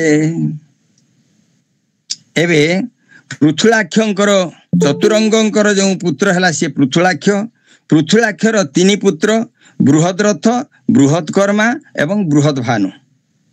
सेमानंक भितरु बृहद रथंकर पुत्र हैला बृहन्मना तांको ठारू जन्म हेले जयद्रथ। ए जयद्रथंक सहित संभूतिंकर विवाह हैला जा द्वारा पिला जन्म हैला विजय विजयंक ठारू हैला ध्रुति ध्रुतिंक पुत्र हैला ध्रुतव्रत तांको पुत्र हैला सत्कर्मा। ए सत्कर्मांकर पुत्र हेले अधिरथ। एई अधिरथंकर घटना कौन हैला ना दिने गंगा कूଳରେ बुलु बुलु देखिले गोटे मंजुषा गंगार तीरे क्रीड़ा काले देखे मंजुषा भासे जले। मंजुषा होची पेड़ी आगु से गुड़ाक बेस भल भाव व्यवहार होता है। एबे से पेड़ी फेड़ी टिके कमी गलानी एबे बाक्स भी तो आसुना से बाक्स पुणी आलमारी भितर केते थाको भितर थाको सेगुड़ा अवश्य विषय वस्तु जदिओ नुहे तथापि अवश्य जानिबा कथा जे से मंजूषा आउ आजिकाली रहुना तथापि विशेषकर आदिवासी अध्युषित अंचल मानक आदिवासी मानक अति प्रिय से गुड़ाक अति स्टाइल रे से गुड़ाक व्यवहार करती जमी आमर ओडिया मानकर टिके स्टाइल वाला हेले आजिकाली तो सब पिठी वाला बैग हेलानी बुकचा गोटे पिठी रे देला भलिया ताकू कांधरे चढ़ेदेले पिठे चढ़ेदेले चलले किंतु ये आसाम रो जिमती छुआ को पिठे काखी चा संग्रह करथांती चा पत्र ठीक से भली जना पड़े ये स्कूल छुआ जते बेले जांती पिठे बैगटा को धरी जाऊ किंतु आदिवासी मानकर अछि कोन से मंजूषा अर्थात से बाउंस रे तयारी से पेड़ी भली केतुडा बाउंस रे तयारी थाए पुणी आउ केतुडा किया गछर चेर रे सण तयारी करथांती बेस सुंदर सुंदर बड़ बड़ हे थाए एवं ताकू चाबी भरा सिस्टम भी थाए एबे भी केत जनकर अति शौखिनिया भाव व्यवहार करती से हूँ मंजूषा जाऊ ताकू साधारणतः पेड़ी बोली कह जाए तेणु से जो पेड़ी से पेड़ी गोटे भासी आसबार देखिले किए ना अधिरथ ये अधिरथ जिते से पेड़ी को पाइले से आणिले आणला पर निश्चय खोजा इच्छा इच्छा हम खोलिला बेलू ता भीतर देखिले पिलाटी सेठी पिलाटीर से ना देइथिले कर्ण एवं कर्णंकर सुत हेले वृषसेन गंगार तीरे किड़ा काले देखे मंजूषा भासे जले मंजूषा मध्य शिशु देखी राजा होइला अति सुखी से शिशु कुंती गर्भजात कुंती ताहाकू कला त्यक्त कुंती ठारू जेतेबेले ये संतान अवैध संतान जेतेबेले जन्म हेले सेतेबेले कुंती ताकू संभालिया पय असमर्थ हे गले लोकलज्जा इत्यादि को से आउ संभाली पारिबे नाही एभली क्षेत्र रे ताकू मंजूषा रे भर्ती करी गंगा रे भसई देले ता भाग्य रे से बंचिबो तेणु कुंतींकर पुत्र ये ना हला कर्ण ताकू त्याग कले गंगा रे से राजा निसंतान थिले शिशु पुत्र को से पालिले कन्या काल रे जन्मी थिला कानीन संज्ञा तेणु हेला कन्या काल रे जन्मी थिबा हेतु कन्या काल अर्थात कन्या मास होउची भाद्र मास तेणु भाद्र आश्विन मास होउची कन्या मास तेणु कन्या काल रे जन्म होइथिबा हेतु अर्थात कानीन संज्ञा तेणु हेला कानीन बोली कहले कानीन रु आसिला एटी कर्णपद से अधीरथर नंदन ताहार नाम हेला कर्ण ताहार वृष सेन सुत एबे तु शुण नरनाथ एबे तु दुष्यु वंश शुण बभ्रुजे ताहार नंदन एठी जो चारि पुत्रंकर वर्णना थिला प्रथमे जजातिंकर एई जो अनु दुर्वस्यु द्रुह्यु एवं जदु या भितरे अनुंकर वंश वर्णना परे परे आसिला द्रुह्युंकर वंश वर्णना द्रुह्युंकर वंश रे प्रथमे तांको ठारू जो पिला जन्म हैला से हैला बभ्रु बभ्रुजे ताहार नंदन तार तनय सेतु नाम आरब्ध ताहार नंदन बभ्रु ठारू हैला सेतु सेतु ठारू हैला आरब्ध ताहार पुत्र जे गांधार धर्म जे कुमार ताहार धर्मर पुत्र नाम ध्रुत दुर्मना ताहार जे पुत्र ताहार पुत्र जे प्रचेत हेले ताहार सते पुत्र एबे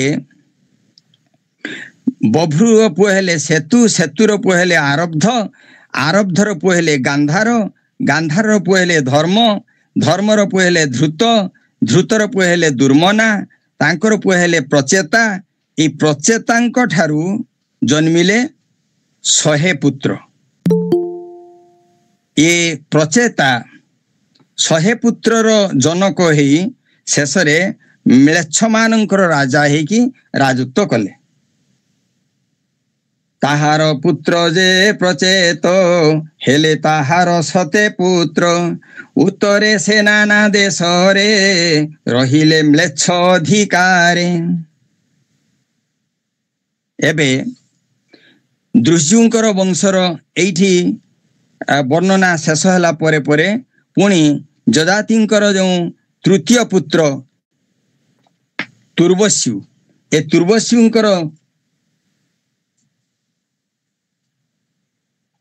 ତୁର୍ବଶ୍ୟୁଙ୍କର ବଂଶ ବର୍ଣ୍ଣନାରେ ଏଠି କହିଲେ କଣ?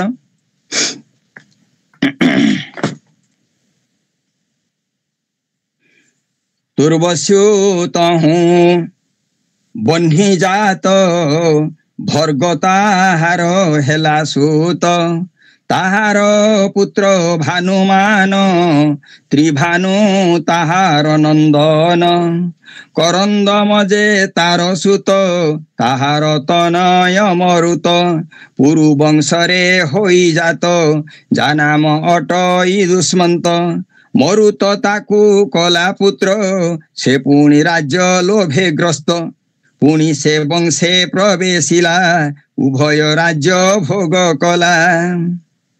ଏମନ୍ତେ ଅନୁବଂଶ ଯେତେ କହିଲି ବଂଶାନୁଚରିତେ, ତହିଁ ଶେଷ ନୃପଗଣ ଏବେ ହୋ ଯଦୁ ବଂଶ ଶୁଣ।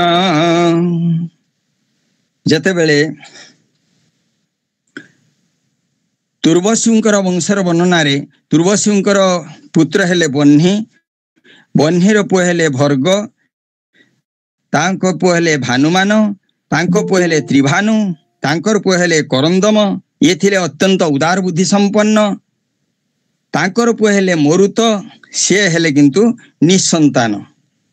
ଏ ନିଃସନ୍ତାନ ଦୋଷରୁ ଉଦ୍ଧରିବା ପାଇଁ ସେ କଲେ କଣ ନା, ପୁରୁବଂଶୀୟ ଦୁଷ୍ମନ୍ତଙ୍କୁ, ଆମେ ଯୋଉଟା ଓଡ଼ିଆରେ କହୁଛେ ଦୁଷ୍ମନ୍ତ, ସେଟା ହୁଏତ ସଂସ୍କୃତ ଭାଗବତ ଇତ୍ୟାଦି କ୍ଷେତ୍ରରେ ବା ସଂସ୍କୃତ ଶାସ୍ତ୍ରରେ ଦୁଷ୍ୟନ୍ତ ବୋଲି ଲେଖା ହେଇଥାଏ। ଯାହା ଦୁଷ୍ୟନ୍ତ ଦୁଷ୍ମନ୍ତ 2 ଜଣ ଏକା। ତେଣୁ ତାଙ୍କୁ ପୁଷ୍ୟପୁତ୍ର ରୂପେ ସେ ଗ୍ରହଣ କଲେ। ହେଲେ ପୁଷ୍ୟପୁତ୍ର ରୂପେ ଗ୍ରହଣ କଲେ ସିନା, ଇଏ କିନ୍ତୁ ପୁଷ୍ୟପୁତ୍ର ହିସାବରେ ସବୁଦିନ ରହିଲେ ନାହିଁ। ଏଠି ପୁଷ୍ୟପୁତ୍ରର ପରିଚୟ ପାଇସାରିଲା ପରେ ସେ ପୁଣି ନିଜ ବଂଶକୁ ଫେରିଗଲେ। ଲାଭ ସେତେବେଳେ କଣ ହେଲା ନା, 2 ବଂଶର କୌଣସି ପ୍ରକାର ଆଧିପତ୍ୟ ତାଙ୍କର ହୁଏତ ଲୋଭ ଥିଲା, ଯାହା ଫଳରେ ସେ ସେଇଭଳି ଏକ କ୍ଷେତ୍ରକୁ ଫେରିଗଲେ। ଯାଉ ଏବେ ଆସିଲେ କିଏ ନା, ଯଦୁବଂଶ।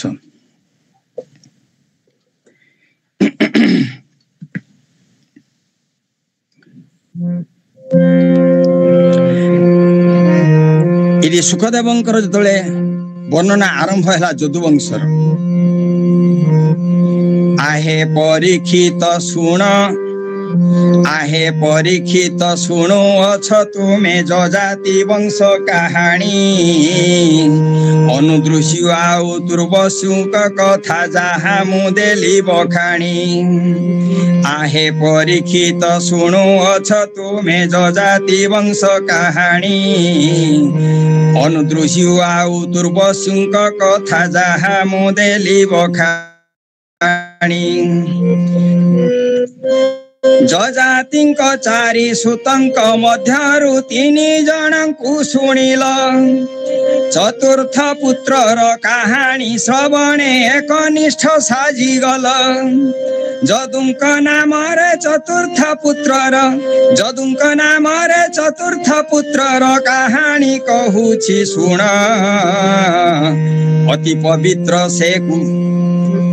अति पवित्र से वंशर महिमा जीवन होइब धन्य अति पवित्र से वंशर महिमा जीवन होइब धन्य।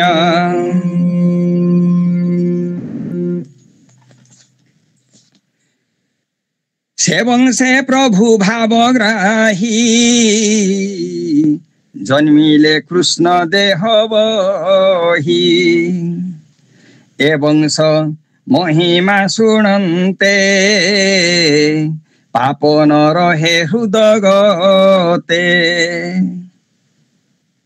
ସୁଖଦେବଙ୍କର ବର୍ଣ୍ଣନାରେ ଜଗନ୍ନାଥ ଦାସଙ୍କ ଭାଷାରେ ଏ ବଂଶର ବର୍ଣ୍ଣନା ଯିଏ ଶୁଣନ୍ତି ତାର ମଧ୍ୟ କିଛି ପାପକ୍ଷୟ ହେଇଯାଏ।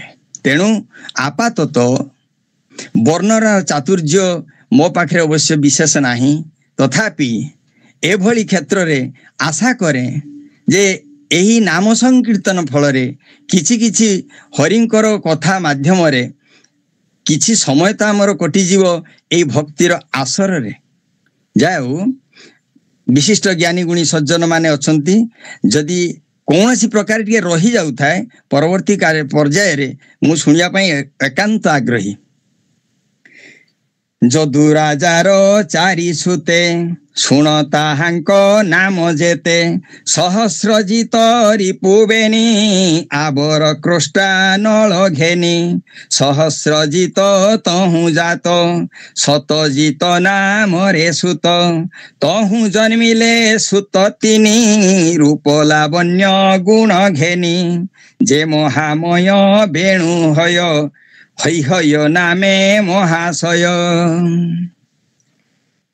ଏବେ এই ଯଦୁବଂଶରେ ଯେଉଁ ଯଦୁଙ୍କର ଯେଉଁ ପୁତ୍ର ମାନେ ହେଲେ ସିଏ ହେଲେ ଚାରି ପୁତ୍ର, ସହସ୍ରଜିତ, କ୍ରୋଷ୍ଟା, ନଳ ଏବଂ ରିପୁ।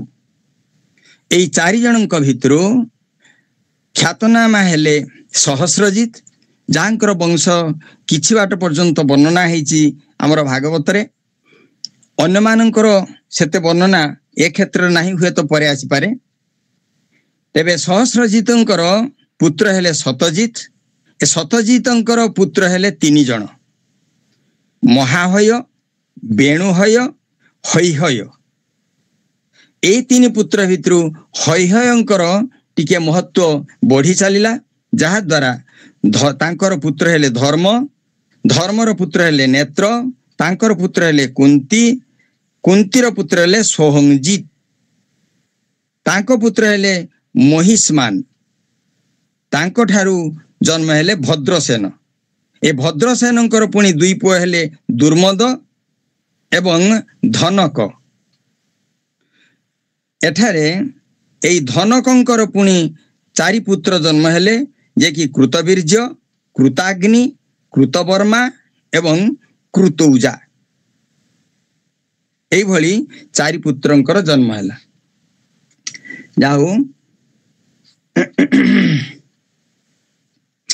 ଧର୍ମ ଯେ ହୈହୟର ସୁତ, ନେତ୍ର ତାହାର ବୀର୍ଯ୍ୟ ଜାତ, କୁନ୍ତି ତାହାର ପୁତ୍ର ହୋଏ, ସୋହଂଜି କୁନ୍ତି ରତନୟେ, ତାହାର ପୁତ୍ର ମହିଷ୍ମାନ, ତାର କୁମର ଭଦ୍ରସେନ, ଭଦ୍ରସେନର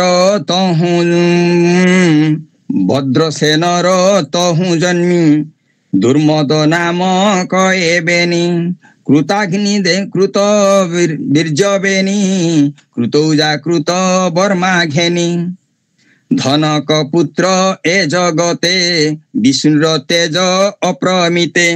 এই ଯେଉଁ ଭଦ୍ରସେନଙ୍କର ଦୁଇ ପୁଅଙ୍କ କଥା ବର୍ଣ୍ଣନାରେ ଏଠି କୁହାଯାଇଛି, ଦୁର୍ମଦ ଏବଂ ଧନକ। ଇଏ ଧନକ ଥିଲେ ଅତ୍ୟନ୍ତ କ୍ଷମାଶୀଳ ଏବଂ ବିଷ୍ଣୁଙ୍କର ଗୁଣରେ ଇଏ ମହିୟାନ ଥିଲେ, ଯାହାଙ୍କର ଚାରି ପୁତ୍ର ଜନ୍ମ ହେଇଥିଲେ।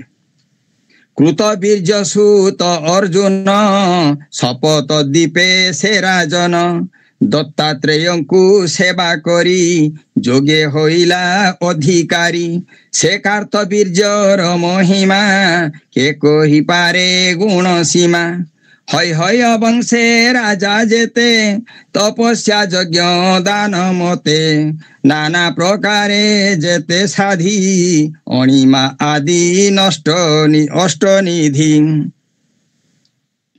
এই ଯେଉଁ କୃତବୀର୍ଯ୍ୟ ଧନକଙ୍କର ଯେଉଁ ଚାରି ପୁତ୍ର ହେଲେ କୃତବୀର୍ଯ୍ୟ, କୃତାଗ୍ନି, କୃତବର୍ମା ଏବଂ କୃତୌଜା, ଏମାନଙ୍କ ଭିତରୁ ଏଇ କୃତବୀର୍ଯ୍ୟଙ୍କର ପୁତ୍ର ହେଲେ କାର୍ତ୍ତବୀର୍ଯ୍ୟ। କୃତବୀର୍ଯ୍ୟ ନାମରୁ ହେଇଛି କାର୍ତ୍ତବୀର୍ଯ୍ୟ, ଯାହାକୁ ସହସ୍ରାର୍ଜୁନ ବୋଲି କୁହାଯାଏ। ଇଏ ଥିଲେ ଭଗବାନଙ୍କର ଅଂଶାବତାର ସ୍ୱରୂପ। ତେଣୁ अत्यंत सद्गुण संपन्न ये तांकर गुरु हेतिले दत्तात्रेय ए दत्तात्रेयଙ୍କ ଠାରୁ ये जोग विद्या अणिमा लघिमा जहा किछि अछि ए सब गुडी को से सेठारु संग्रह करि पारिथिले तांकर गुरु दत्तात्रेयଙ୍କ ठारू तेणु समस्त विद्या शिक्षा करि सारला परे हेला कोन ना ताहारी भितरे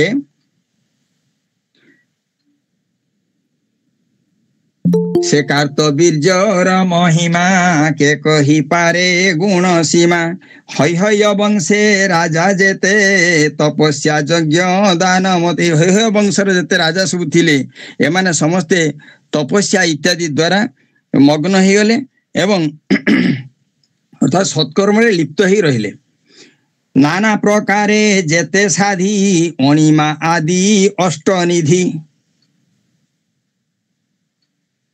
85,000 बरस संपद भुंजिला शेष ताहार सम ए संसारे केही नहिबे अधिकारे ये जो राजत्व कले ये संसार को उपभोग कले केते ना 85,000 वर्ष ये सब को ये समय जो विभाग ये समय विभाग मते अवश्य संपूर्ण स्वप्न भली लागे कारण से समय भेद भितर मु पशि पारे नाही मु ए क्षेत्र रे हमर जो गुरु अछंती श्यामसुंदर बाबांकर जो समय निर्धारण मते बहुत भल लागे टिकिनिखी भाव रे से जे केते तर्जमा करी कहि पारंती तेणु तांकु बहु कृतज्ञता मो कथा रे ए जो 85,000 वर्ष ये भोग कले ए कार्तवीर्यंकर 100 पुत्र जन्मिले ये पुत्र मानकर जे जन्म ये पुणी सेमानकर बयसर सीमा तांको प्रथम पुत्र रु द्वितीय पुत्र रो जो बयसर पार्थक्य ये सब केवल कल्पनातीत संपूर्ण एगुड़िक काल्पनिक बोली मते मने हुए किंतु जेहेतु मु भागवत को विश्वास करें तेणु ये समयर सीमा सेतल हुए तो ठीक एभली हेइथिबो एभली मानिया को पड़े जाऊ तांकर से 100 पुत्र भितरु 5 जनकर टिके वैशिष्ट्य अधिक थिला सेमाने हेले जयध्वज सुरसेन वृषभ मधु एवं ऊर्जित तेणु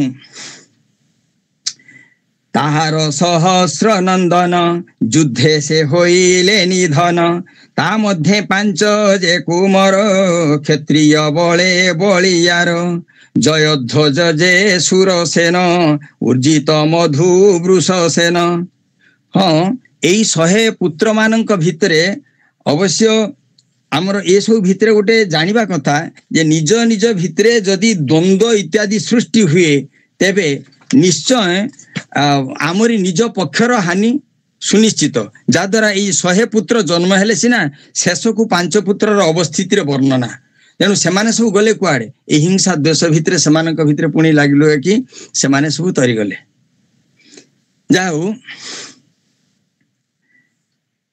अच्छा जयध्वज जे सुरसेन ऊर्जित मधु वृषसेन जयध्वजर जे कुमर ताल जंघ नाम ताहार सते नंदन तार हुए जाना मेरी पु करे भये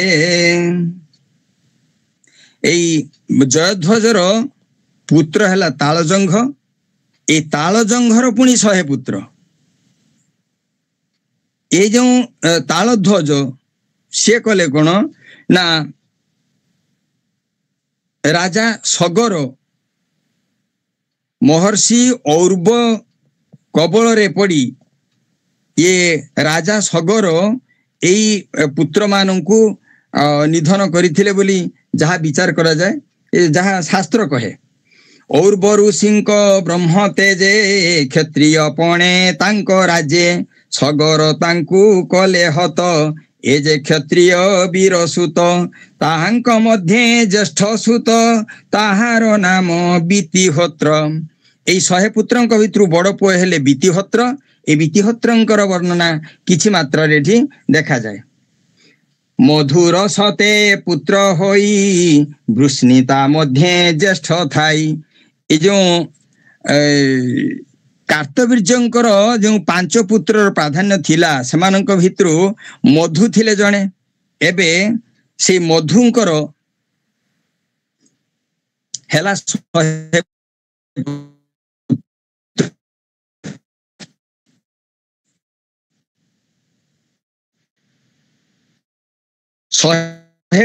ପୁତ୍ର ଭିତରୁ ପୁଣି ବଡ ପୁଅ ହେଲେ ବୃଷ୍ଣି।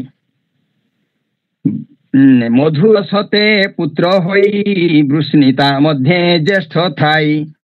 ମାଧବ ବୃଷ୍ଣି ଯେ ମାଧବ ବୃଷ୍ଣି ଯେ ଯାଦବ ଏଣୁ ଏ ଘୋଷନ୍ତି ସାଧବ। ଯଦୁପୁତ୍ର କୃଷ୍ଟାର ବୀର୍ଯେ ବୃଜି ନବାନ ଯେ ଉପୂଜେ ତା ପୁତ୍ର ସ୍ୱାହିତ ହୋଇଆ ଋଷେକୁ ଅଟେ ତାର ବଳା। ତାର କୁମର ଚିତ୍ରରଥ ତାହାର ବିନ୍ଦୁ ସୁତ। ସେ ମହାଯୋଗୀ ମହାଭୁଜ ଭୁବନ ଜିତ ତାର ତେଜ। 10 ସହସ୍ର ତାର ନାରୀ ଅଶେଷ ଯଶେ ଅଧିକାରୀ। ନାରୀ ଗୋଟିକେ ଲକ୍ଷେ ସୁତ 600 ବିନ୍ଦୁରେ ହେଲେ ଜାତ। ଏମନ୍ତେ 10 ସହସ୍ର ଲକ୍ଷ କୁମରେ ହୋଇଲେ ପ୍ରତ୍ୟକ୍ଷ। ବାପରେ ବାପ। ଯାଉ ये जो ଯଦୁନନ୍ଦନ କୃଷ୍ଟା ତାଙ୍କର ପୁତ୍ର ଯେଉଁ ହେଲେ ବୃଜିନବାନ, ତାଙ୍କ ପୁତ୍ର ହେଲେ ସ୍ୱାହି, ତାଙ୍କ ପୁତ୍ର ହେଲେ ଋଷେକୁଙ୍କର ପୁତ୍ର ଚିତ୍ରରଥ, ତାଙ୍କର ପୁତ୍ର ହେଲେ ଶଶବିନ୍ଦୁ। ଏଇ ଶଶବିନ୍ଦୁ 14 ରତ୍ନର ସ୍ୱାମୀ, ସେ ହେଲେ ଚକ୍ରବର୍ତ୍ତୀ ରାଜା। 14 ରତ୍ନ କହିଦେଲେ ହସ୍ତି ଅଶ୍ୱରଥ ବାଣ ଧନ ଅର୍ଥ ନେଇ କଳତ୍ର ମାଳା ବସନ ଶକ୍ତି ଆଦି କହି। ପାଶମଣି ଛତ୍ର ବୃକ୍ଷ ବିମାନ ସଙ୍ଗରେ ଶଶବିନ୍ଦୁଙ୍କର ଥିଲା 14 ରତ୍ନରେ। ये 14 ପ୍ରକାର ରତ୍ନ ସେ ଭୋଗ କରୁଥିଲେ।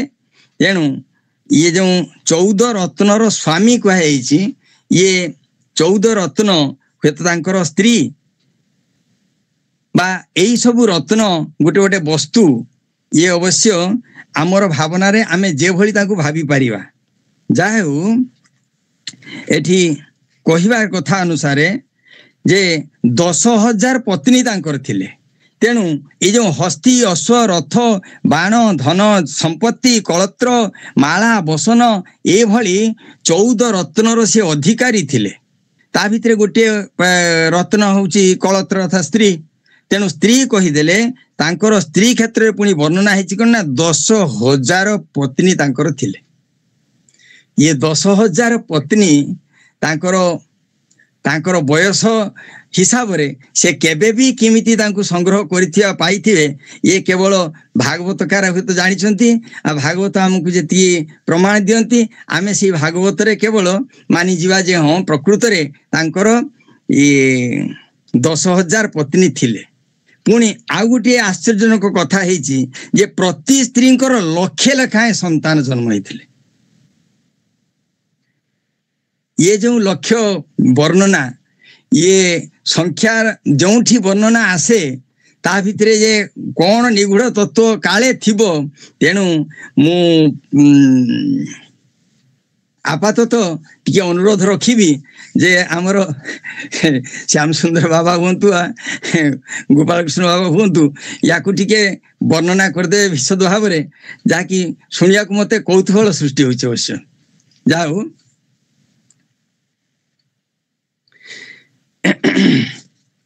तेणु ये प्रत्येक लक्षे लेखे संतान जन्म कर सारा बेलू हेगले केते ना 100 कोटी संतानर जनक हेले शशबिंदु।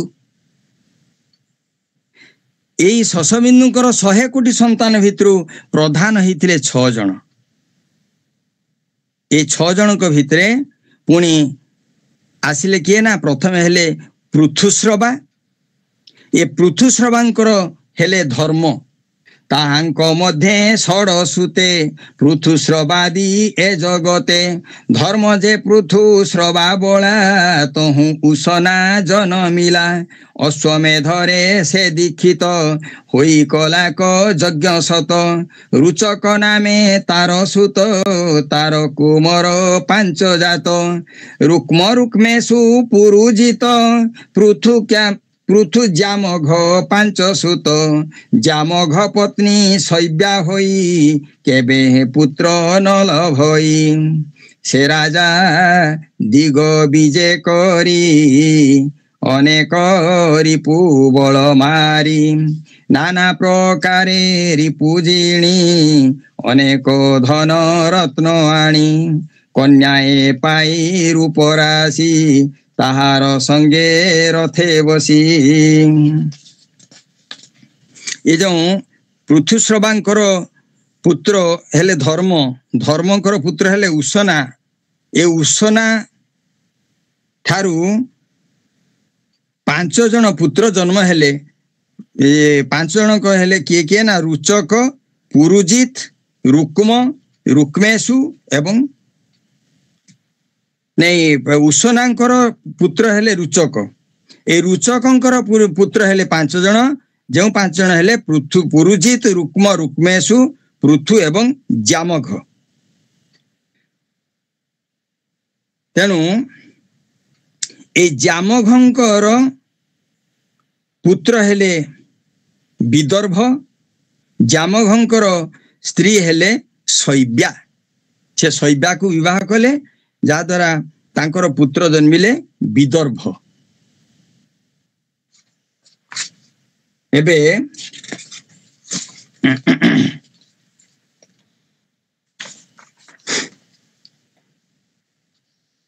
কন্যায় পাই রূপরাশি যাহার সঙ্গে রথে বসি মিলিলা পণা ভুবনে অনেক বাদ্য নাদ শোনে শৈব্যা নামেণ তার রাণী উৎসব বাদ্য নাদ শুনি মন্দির হইলা বাহার ভূষিত নানা অলঙ্কার রথকু চাহে বেনি ডোলে কন্যায় অছি তার কোলে অতি সুন্দর তার তনু দেখি পাইলা হৃদয় মন্যু কোপে বইলা রাজা চাহি এ কন্যা পাইলু তু কাহি ये जो कन्यार एठी वर्णना हेची ये जो जामघ ए जामघ जेते बेले अपुत्रिक अवस्था रे से चिंता कले कोन ना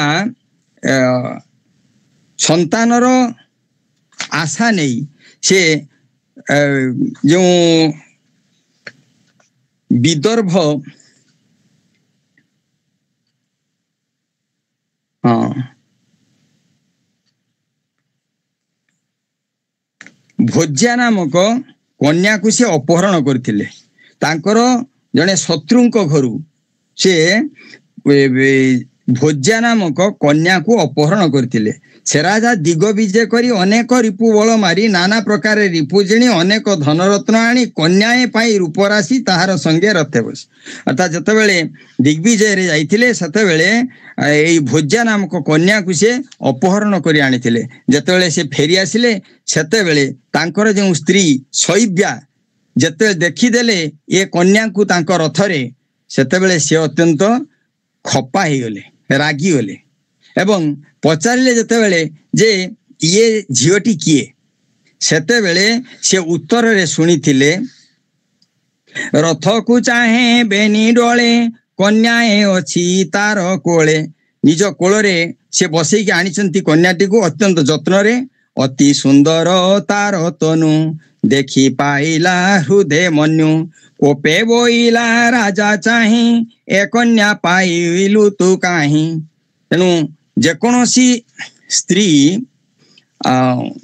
साधारणतः दुईटी कथा को से माने सही पारंती नाही स्त्री माने दुईटी कथा को केबे सही पारंती नाही गोटे होची अन्य स्त्री रो पुरुष सहित स्वामी सहित अन्य स्त्री रो संपर्क बा अन्य स्त्री रो प्रशंसा आउ गोटे कथा हला निज पितृवंशर निंदा ए दीटा को कौन सी स्त्री केबे सही पारंती नाही सामान्य टिके कथा जदि एई प्रसंग रे थिबो तेबे सेठारे महाभारत रु फाळे हिजो जाऊ तेणु ये जते बेले देखिले जे स्वामी को कोलरे ई झियोटी अछि भोज्या झियोटी ए झियो को से भिन्न दृष्टि रे देखी सेतला आश्चर्य हेले एवं पचारिले जे ए झियोटी को तमे आनलो कोंठ ये किए से तेणु शैव्यावचन शुणी राये हृदय पाइला महाभये बोलई मधुर उत्तर ए कन्या बधू जे तोहर ये कन्याटा ये अन्य किछि भावना रे तुम रख नाही ये होछि तुमर पुत्र बधू ताले ए भली क्षेत्र रे आ गोटे शिक्षा भी देखै दिया जाइछि कौन शिक्षा दिया जाइछि ना बरर जन्म नाही अथच कन्या एते बड़ हेलाणी जाऊ ये भी भागवत खाली नुहे विभिन्न शास्त्र रो निर्यास रे केते जण ए जो आजिकाली रो हेतुवादी से माने भी एई भली ग्रंथ को किछि किछि सुनिबा परे से माने जे सुनु नाहंती बोली कथा नै सुनुचंती किंतु एमानंकु अर्थात एई भली ग्रंथ को से धार्मिक मतवाद रे ग्रहण करिया को नाराज होचंती प्रत्येक क्षेत्र तो भिन्न मत थाए तेणु जनकू हठात किछि के जण शिवा को कहला निश्चय या भीतर गोटे किछि कूट चक्रांत अछि ये गोटे भावना आसे जदि बसिवा को कहला नाही वा डेरी हेला ताले से निश्चय प्रचार करिवो कोन ए तार गली एते समय बसिल ठिया हेली मते बसिवा कहला ना तेणु दुई प्रकार भावना सब बेले अछि प्रत्येक क्षेत्र प्रति मुहूर्त रे तेणु ये सेही भली भिन्न मार्गर चिंता रे रही से चिंता कले कौन ना ये हुए तो मोर सौतुनी हे गला कि आउ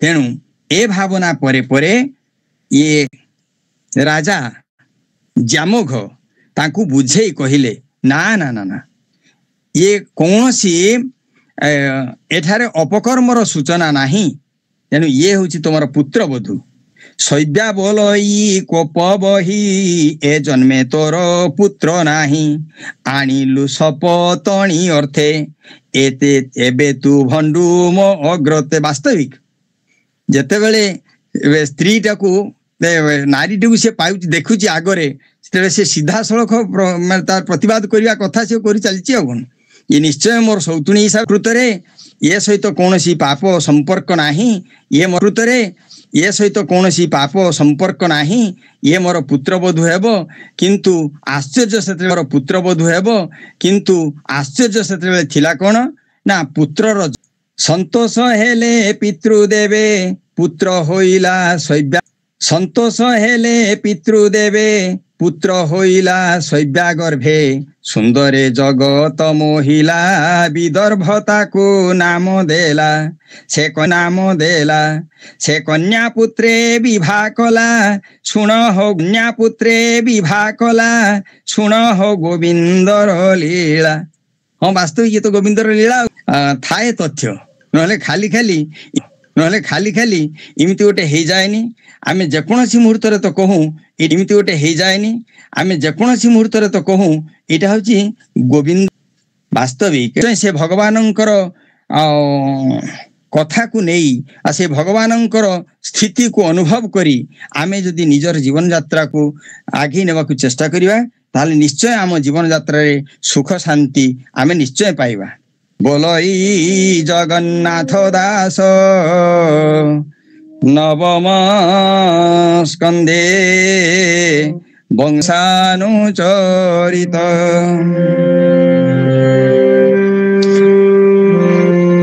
इति श्रीमद्भागवते महापुराणे पारमहंस्यां संहितायां नवम स्कंदे जदुवंशानुचरित नाम त्रयोविंशोऽध्याय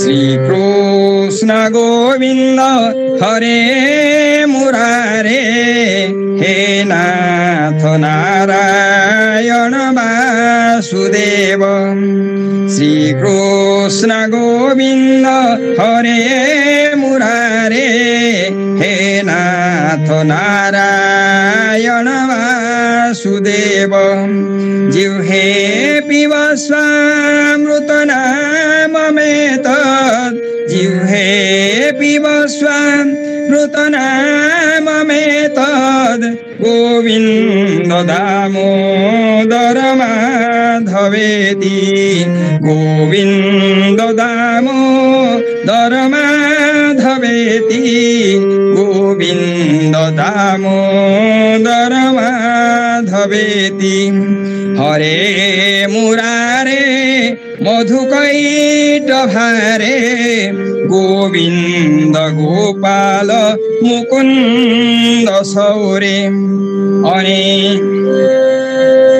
जज्ञेश नारायण कृष्ण विष्णु जज्ञेश नारायण कृष्ण विष्णु निराश्रयं मां जगदीश रक्ष निराश्रयं मां जगदीश रक्ष निराश्रयं मां जगदीश रक्ष भीमस्यापि रणे भङ्ग मुनीनां च मतिभ्रमः यदि शुद्धम शुद्धं वा मम दोष न विद्यते सर्वे भवन्तु सुखिनः सर्वे सन्तु निरामया सर्वे भद्राणि पश्यन्तु मा कश्चित् दुःखभाग् भवेत् हरि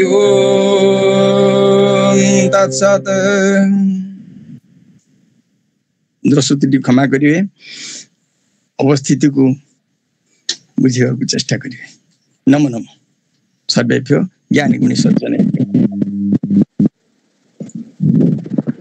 प्रणाम आपन को प्रणाम जय जगन्नाथ ओम नमो भगवते वासुदेवाय सर्वप्रथमे ओम नमो ब्रह्मण्य देवाय गो ब्रह्मण्य हिताय च जगत हिताय कृष्ण तांका पुत्र नहुष नहुषंक पुत्र जजु तापर जज आपण को कृतांजलि पुटे धन्यवाद पर्व अर्पण करिसेंती आउ एथिपाई आउ किछि कहि हबने आपनकर वर्णना शैली आपनकर ए जो मझिरे मझिरे निजस्व रचित पद ताकू रखिचंती विभिन्न विभिन्न पर्याय क्रम रे जहा कि मो अनुभव करूथली जेतबळे जदुवंश कथा आरंभ होइतिला जे शेष हेई गले जेतबळे मरुतंकर पुओ कथा जेतबळे शेष हेई गला आपण अनुवंशंकर शेष परे परे जदुवंशर आरंभ रे अति सुंदर भाव रे आपण निजस्व रचित पद गुड़िए रखिचंती विभिन्न विभिन्न समय रे जा हो यही आपनकर वैशिष्ट्य बा यही आपनकर गोटे एक्स्ट्रा एक्टिविटी एसेति पय आपनको अशेष अशेष कृतज्ञता ज्ञापन आज पूज्य कथा अभ्यास को आम सहित उपस्थित पंडित श्रीयुक्त गोवर्धन प्रधान महोदय मु निवेदन रखिबे आज रे पवित्र 207तम श्रीमद भगवती संध्यारे এই অবকাশে পূজ্য পণ্ডিত দ্বিপদ শুভেচ্ছা জ্ঞাপন করিবা পাই মু নিবেদন রাখিবি পণ্ডিত শ্রীযুক্ত গোবর্ধন প্রধান মহোদয় को सुस्वागत आपनको प्रणाम प्रणाम सुस्वागत हरि ओम नमो भगवते वासुदेवाय ओम कृष्णाय वासुदेवाय हरये परमात्मने प्रणतः क्लेशनाशाय गोविन्दाय नमो नमः आजिर सत्संग साहित्यिक कवि बंधु परिवार तरफ आयोजन करा जाइथिबारु परिवार समस्त सदस्य मानकु अशेष कृतज्ञता जणैबी परिवार संपादिका प्रचेष्टा भगवत आशार आयोजन करा जाउची आम मानकु पुण्य स्रोत रे बसई दउचंदी जे सी हमर सुना झियो प्रणति महापात्र एकाधार रे कवि साहित्यिका प्रवाचिका पाठिका कौन कौन केते कहले हबो नै मु कहले बहुत भूल हो जो कविता बाबा ताऊ कहूछु बोली ताको अशेष से धन्यवाद देवी भगवान को निकट रे प्रार्थना करी से भली भाव रे सत्संग आयोजन करूथांतु समस्त की भागवत सूत्र भजौथांतु आज तो नवरात्रि चलीचंती गिरी नंदिनी नंदिता मेरिनी विश्व विनोदिनी नंद सुते गिरिवर विंध्य शिरोधिनी वासिनी विष्णु विलासिनी जिष्णु नुते भगवती हे सिति कंठ कुटुंबिनी भूरि कृते जय जय हे महिषासुर मर्दिनी रम्य कपर्दिनी शैल सुते जय जय हे महिषासुर मर्दिनी रम्य कपर्दिनी शैल सुते नमस्ते शरण्ये शिवे सानुकंपे नमस्ते जगत व्यापिके विश्वरूपे नमस्ते जगत वंद्य पदारविंदे नमस्ते जगत्तारिणी त्राहि दुर्गे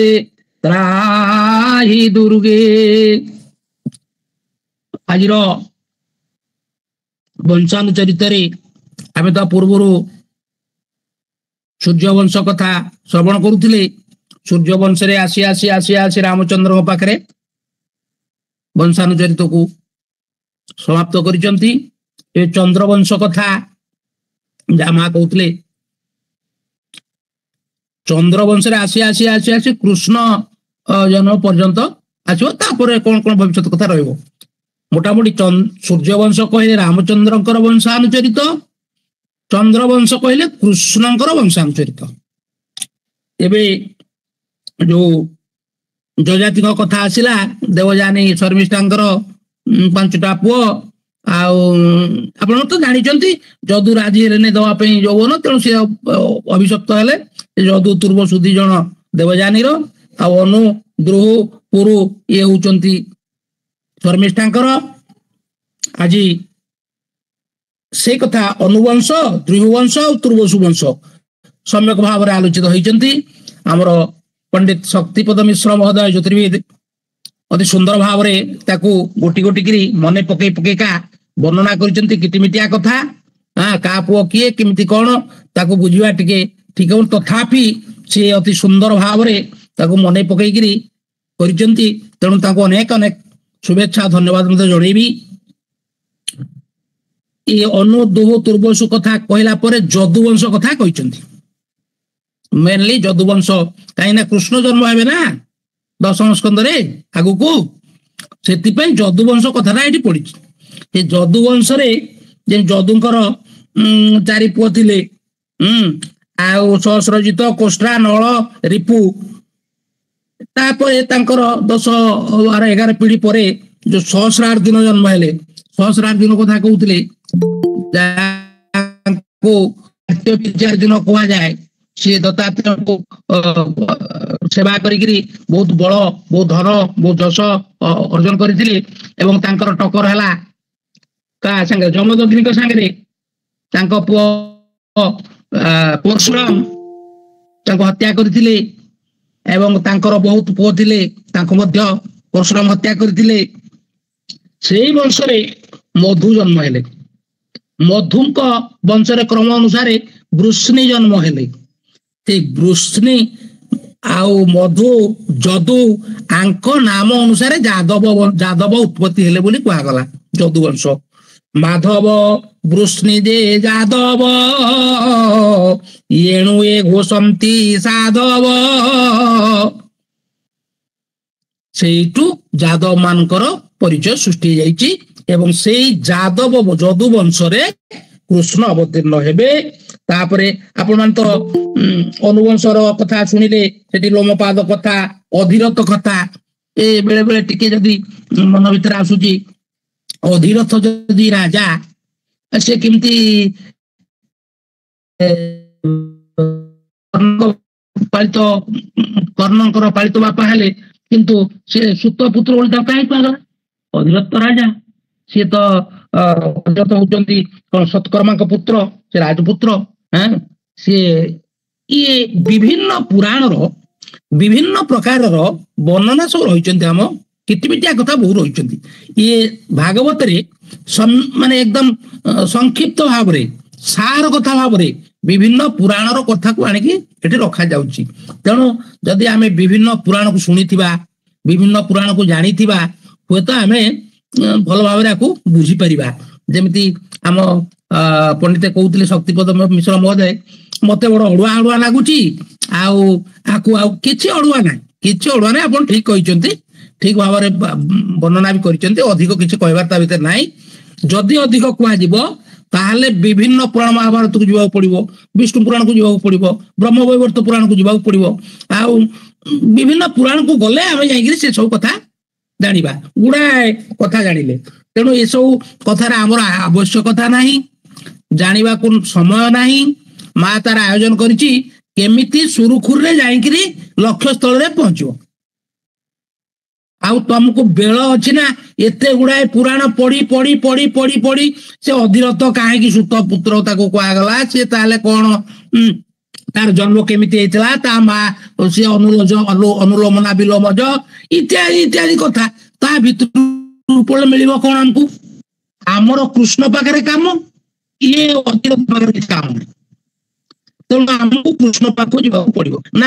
ୟାଠୁ ଆପଣ ମାନେ କଣ ଭାବୁଛନ୍ତି? ମୁଁ ଭାବୁଛି ବୋଧେ ସେଇଆ। ଯେତେ ଭାଗବତ ଆମେ ପଢୁଛେ, ଆମର କୃଷ୍ଣ ଚରିତ ଭାଗବତ କହି ଦାସ ଜଗନ୍ନାଥ। କୃଷ୍ଣ ଚରିତ ଭାଗବତ ହଉଛନ୍ତି କୃଷ୍ଣଙ୍କର ବାଙ୍ଗମୟ ଶରୀର, ଏବଂ ଏ ଭାଗବତକୁ ଶ୍ରବଣ ମନନ ଅର୍ଚ୍ଚନ ବନ୍ଦନ କୀର୍ତ୍ତନ କଲେ ଏ ଜୀବ ମୁକ୍ତି ପାଇଯିବ, ଅର୍ଥାତ ଏ ସଂସାର ସାଗରରୁ ତରିଯିବ। ଏଇ ହଉଛି ଭାଗବତଙ୍କର ଶେଷ ବାଣୀ। ଭାଗବତ ସବୁବେଳେ କହୁଛନ୍ତି, ହେ ଜୀବ ରେ କଳିହତ ଜୀବ, କଳିରେ ନାନା ପ୍ରକାର ଜଞ୍ଜାଳ ଭିତରେ ତୁ ବ୍ୟସ୍ତତା ଭିତରେ ରହିଯାଉଛୁ, ଜାଣିପାରୁନୁ, ଅଜ୍ଞାନତା ବଶତଃ ତୁ କିଏ, କଣ ପାଇଁ ଆସିଛୁ, କୋଉଠିକି ଯିବୁ, କଣ ହବ କିଛି ବୁଝୁନୁ, ଖାଲି ଘାଣ୍ଟି ହଉଛୁ ଅଧୀରଥ କିଏ, ସେ ସହସ୍ରାର୍ଜୁନ କାହିଁକି ମଲା, ତାର 10,000 ପୁଅ ଥିଲେ, ତାକୁ କାହିଁକି ଯମଦଗ୍ନି କିଏ ମାଇଲା, ଏ ଜମା ଘାଣ୍ଟି ହବାର ନାହିଁ। ଏଗୁଡାକ ଆମକୁ ଗୋଟେ ଲକ୍ଷ୍ୟ ସ୍ଥଳରେ ପହଞ୍ଚେଇବା ପାଇଁ ବିଭିନ୍ନ ପ୍ରକାର ରାସ୍ତା ସବୁ ବତେଇ ଦିଆଯାଇଛି। ଆମେ ସବୁ ରାସ୍ତାକୁ ଛାଡି ପିଛଳ ରାସ୍ତାରେ ନ ଯାଇ ସିଧା ସିଧା ରାସ୍ତାରେ ଯାଇ ପହଞ୍ଚିବାକୁ ପଡିବ ଆମର ଲକ୍ଷ୍ୟ ସ୍ଥଳରେ। ତେଣୁ ହେ ବନ୍ଧୁ ମାନେ, ବିଶେଷ କିଛି କହିବି ନାହିଁ। ଆଜିର ଯୋଉ ଆସର ଆମର ପଣ୍ଡିତ ଶକ୍ତିପଦ ମିଶ୍ର ଅତି ସୁନ୍ଦର ଭାବରେ ଗୋଟି ଗୋଟି କରି ବର୍ଣ୍ଣନା କରିଛନ୍ତି, ଏବଂ ସଙ୍ଗୀତ ମାଧ୍ୟମରେ ମଧ୍ୟ ସିଏ ଆମର ମନକୁ କିଣି ନେଇଛନ୍ତି। ଏବଂ ତାଙ୍କର ସଙ୍ଗୀତ ହାରମୋନିୟମ, ଖାଲି ତବଲା ଟିକେ ବାଜିଲେ ଆହୁରି ଭଲ ହୁଅନ୍ତା, ସେ ତବଲା ଟିକେ ବଜେଇ ଦେଲେ ବଢିଆ ହୁଅନ୍ତା। ଆଉ ଭାରି ଆନନ୍ଦ ଲାଗୁଛି, ଶୁଣିବା ଶ୍ରୁତି ମଧୁର ହଉଛି। ତେଣୁ ମୁଁ ବହୁତ ଖୁସି, ଏବଂ ତାଙ୍କୁ ଏ ସାହିତ୍ୟିକ କବିବନ୍ଧୁ ପରିବାର ତରଫରୁ ଅନେକ ଅନେକ ଶୁଭେଚ୍ଛା, ଅନେକ ଅନେକ କୃତଜ୍ଞତା। ସେ ଏମିତି ଆସୁଥାନ୍ତୁ, ଆମକୁ ଆପ୍ୟାୟିତ କରୁଥାନ୍ତୁ, କୃଷ୍ଣ କଥା ଶୁଣଉଥାନ୍ତୁ। ଯେମିତି କାଲି କୋଉଠି କହୁଥିଲେ କୃଷ୍ଣ, ହଁ କାଲି କହୁଥିଲେ, ମୋର ମନେ ପଡୁଛି, କାଲି ବୋଧେ କହୁଥିଲେ ପଣ୍ଡିତ ଶକ୍ତିପଦ ମିଶ୍ର ଗୋଟେ ଗୀତ ବୋଲୁଥିଲେ, ଯେ ରାଧା ଭାବୁଛନ୍ତି କୃଷ୍ଣଙ୍କ କଥା। ଯେମିତି ଆପଣ ଦେଖନ୍ତୁ, ଭକ୍ତ ଭଗବାନଙ୍କୁ ପାଇବାକୁ ହେଲେ ତ କଣ କରିବାକୁ ପଡିବ? ସିଏ ସବୁ ଛାଡିଦବ, ତାର ସାଂସାରିକ ମୋହ ଲୋଭ ହିଂସା ରାଗ କ୍ରୋଧ ସବୁ ଛାଡିଦବାକୁ ପଡିବ। ମଥୁରାକୁ ପଳେଇଛନ୍ତି ଭଗବାନ କୃଷ୍ଣ, ରାଧା କହୁଛନ୍ତି, ଯଦି ଗୋକୁଲ ଚନ୍ଦ୍ର ବ୍ରଜେ ନାହିଁ ଏଲ, ଯଦି ଗୋକୁଲ ଚନ୍ଦ୍ର ବ୍ରଜେ ନାହିଁ ଏଲ, ଏ ରୂପ ଯୌବନ ପରଶ ରତନ, କାଚେର ସମାନ ଭେଲ, ଯଦି ଗୋକୁଲ ଚନ୍ଦ୍ର ବ୍ରଜେ ନାହିଁ ଏଲ। ଆମେ ଭାଗବତ ପଢୁଛୁ, ଯଦି କୃଷ୍ଣ ପାଖରେ ନ ପହଞ୍ଚିବୁ ତାହେଲେ ଏ ଯୋଉ ରୂପ ଯୌବନ, ଯୋଉ ଉପମା ଅଳଙ୍କାର, ଗୀତ ସଙ୍ଗୀତ ଶ୍ଲୋକ ସୁମୂର୍ତ୍ତି ସବୁ ବ୍ୟର୍ଥ, ଯଦି ଭଗବାନ ପାଖରେ ଆମେ ନ ପହଞ୍ଚି ପାରିଲୁ। ସେ କହୁଛନ୍ତି କଣ କରିବାକୁ ପଡିବ? ଗେରୁଆ ବସନ ଅଙ୍ଗେତେ ପରିଏ ଶଙ୍ଖେରେ କୁଣ୍ଡଳ পরি যোগিনীর বেশে যাব সেই দেশে যেখানে নিঠুর গীতর ভাব এতে গভীর, শব্দ বহুত মানে সরল। লেখক জ্ঞান দাস, সমসাময়িক কবি আমার শ্রী চৈতন্যଙ୍କର। প্রতি ঘরে ঘরে খোঁজিব যোগিনী হয়ে। খোঁজিବାକୁ ପଡିବ, ନ ଖୋଜିଲେ କୃଷ୍ଣ ମିଳିବ ନାହିଁ, ଖୋଜିବାକୁ ପଡିବ, ବାୟାଣୀ ହବାକୁ ପଡିବ। ଯଦି କାହାର ଘରେ ମିଳେ ଗୁଣ ନିଧି, ଯଦି କାହାର ଘରେ ମିଳେ গুণ নিধি, বান্ধিব অঞ্চল দিয়ে, অনুরাগের অঞ্চলে বেঁধে আনিব, আমি অনুরাগের অঞ্চলে বেঁধে আনিব। যতই যতন করুন কেন অনুরাগের অঞ্চলে বেঁধে আনিব। মা মোর আয়োজন କରିଛି, ଆମେ ଖୋଜିକିରି ତା ଭିତରୁ ଉଠେଇ ଆଣିବାକୁ ପଡିବ। ଯିଏ ଯେତେ ଆମକୁ ବାଧା ସୃଷ୍ଟି କରୁ, ଯିଏ ଯେତେ ପ୍ରକାର କହୁ, କିଛି ଶୁଣିବାକୁ ପଡିବ ନାହିଁ। ରାଧା କହୁଛନ୍ତି ମୁଁ ଯିବି, ଯୋଗିନୀ ହେଇକିରି ଯିବି, ଘିନି ଆସିବି। ମୁଁ କଣ କାହାକୁ ଡରିଛି? ମୋ ପ୍ରାଣନାଥକୁ ମୁଁ ବାନ୍ଧିକିରି ଘିନି ଆସିବି। ଓହୋ, କି ଦୃଢତା, କି ଭାବ! জ্ঞান দাস কহে বিনয় বচনে, শুন বিনোদিনী রাধা, মথুরা নগরে যেতে মানা করি বিষম কুলেরে বাধা। তুমি কুলবতী শিরোমণি, একা কে ন যাবে ধনী, কুলবতী শিরোমণি। এ দাসীর দেহে প্রাণ থাকিতে তুমি একা কে ন যাবে ধনী। ମୁଁ କାହିଁକି ଏକୁଟିଆ ଖୋଜିବି ଏ ଭାଗବତ ଭିତରେ? ଇଏ ମିଶ୍ର ବାବୁ ଅଛି, ପ୍ରଣତି ମା ଅଛି, ଶ୍ୟାମସୁନ୍ଦର ଦାସ ଅଛନ୍ତି, ଗୋପାଳକୃଷ୍ଣ ପଣ୍ଡା ଅଛନ୍ତି, ଅନ୍ୟାନ୍ୟ ସମସ୍ତେ ମିଶିକିରି ଖୋଜିବା। ଜଣେ କାହିଁ ଖୋଜିବ? ଯାହା ହାବୁଡରେ ପଡିବ, ଯିଏ ପାଇବ ଟିକେ ଟିକେ ଟିକେ ଟିକେ ଆମକୁ ଦବ। ଏଇ ଅନୁରୋଧ କରିବା ସମସ୍ତଙ୍କୁ, ଯାହା ହାବୁଡରେ ପଡିବ କୃଷ୍ଣ ରସ, ଯେ କୃଷ୍ଣ ରସ ପାନ କରିବ, ଯେ କୃଷ୍ଣ କଥା ଶୁଣିବ, ଯେ କୃଷ୍ଣ କଥା କହିବ, ଏ କଳି କବଳରୁ ମୁକ୍ତ ପାଇଯିବ। ବୋଲ ଆନନ୍ଦେ କବାର ହରି ବୋଲ। ଜୟ ଶ୍ରୀକୃଷ୍ଣ, ଜୟ ଶ୍ରୀକୃଷ୍ଣ, ଜୟ ଶ୍ରୀକୃଷ୍ଣ।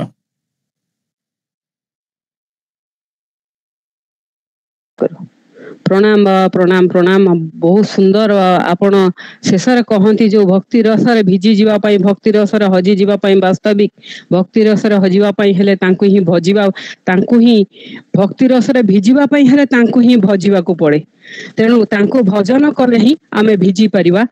ଭଜି ଭଜି ତୋ ନାମ ଚକା ନୟନ, ପ୍ରଭୁ ଯାଉ ଜୀବନ ମୋର, ଦିନେ ନ ଦେଖିଲେ ତ କଳା ବଦନ ମୋର ସରେ ନିଦିନ। ଭଜି ଭଜି ତୋ ନାମ ଚକା ନୟନ ମୋର ଯାଉ ଜୀବନ, ପ୍ରଭୁ ଦିନେ ନ ଦେଖିଲେ ତ କଳା ବଦନ ମୋର ସରେ ନିଦିନ। ଏହି ପରାଣ ବିକି ଦେଇଛି ତୋତେ, ମୋହରି ହାନି ଲାଭ ସବୁ ତୁ ହାତେ। ଗଳାର ମାଳି ମୋର ରଙ୍କୁଣି ଧନ, ପର କରିବୁ ନାହିଁ ତୋତେ ମୋରାଣ ମୋର ଯାଉ ଜୀବନ। ଭଜି ଭଜି ତୋ ନାମ ଚକା ନୟନ ମୋର ଯାଉ ଜୀବନ, ପ୍ରଭୁ ଦିନେ ନ ଦେଖିଲେ ତ କଳା ବଦନ ମୋର ସରେ ନିଦିନ, ମୋର ସରେ ନିଦିନ। এইଭଳି ଭାବରେ ଭଜିବା ପାଇଁ ହବ, এইଭଳି ଭାବରେ ଭିଜିବା ପାଇଁ ହବ। ଆଉ ଭିଜିଲେ ହିଁ ଭଜି ହବ, ଭଜିଲେ ହିଁ ଭିଜି ହବ। ତାଙ୍କୁ ଆମେ ସେଇଭଳି ପ୍ରେମରେ ବାନ୍ଧିବା ପାଇଁ ହବ। ଆଉ ଆମେ ବାନ୍ଧିଲେ ହିଁ ପ୍ରେମ ହବ, ପ୍ରେମ କଲେ ହିଁ ବାନ୍ଧି ପାରିବା। ଆମେ ସେ ଭକ୍ତି ଭରା କଥା ଭିତରେ ଆମେ हसी हसी गड़ी जीवा आ गड़ी गड़ी हसुथुआ ता ही भक्ति ता ही प्रेम ता ही भल पाइबा ता ही ज्ञानर कथा आउ ये भक्तिर कथा भितर को जीवा पई हेले हमको कर्म कर्म पर ज्ञान ज्ञान पर वैराग्य और वैराग्य पर भक्ति पाखक आसीबा जहाँ भी हो से भक्ति रस रे आमे सब बेले भिजिबा पई चाहिबा हजिबा पई चाहिबा आपण कथा शेष रे जो अमृत रस टिके हाथ रे पादुक भली आपण देई दियंती ताहा सतरे अमृत हो जाए सतरे समस्त को आपण भिजई दियंती हजई दियंती एई भली आमे हजु थाउ आपण को कथा रे भगवान को प्रेम रे प्रणाम आपण को प्रणाम आपण को प्रणाम प्रणाम जय जगन्नाथ समस्त को आउ थरे मोर कृतज्ञतार प्रणाम निवेदन करी आजिर ये सत्संग को आमे विरति दबा ता पूर्वरु आमे रीता भौणी को अनुरोध करिबा आजिर कार्यक्रम रे समस्त को टिके कृतज्ञतार नैवेद्य स्वरूप धन्यवाद अर्पण करिबे सुस्वागत भौणी सुस्वागत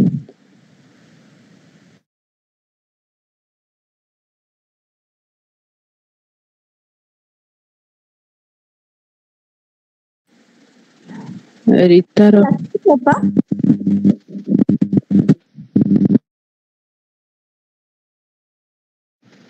को सुबुनी तुम कथा बंद कर दलो बोधे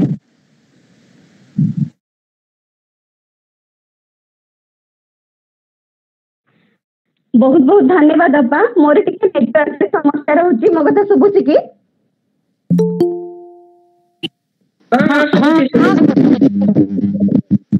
बहुत सुंदर आसर थिला समस्त को भव्य अभिनंदन भजी भजी तो नाम चक्का ना सुनी तो मु टिके भाबरे भी होई जाइतिली आ नेटवर्क टिके असुविधा हमके नाई एडे नेट खोली टिके अपा को देखिबे आ ए गीतटा भजन रा सुनिला उनको मन आत्मा माने तन्मय हो जाउची बहुत बहुत साधुवाद आपन को सुंदर भजन टी पई सर्वप्रथम ए भागवत संध्यार सुंदर आयोजन पई प्रणति महापात्र महोदय को बहुत बहुत धन्यवाद अर्पण करिबी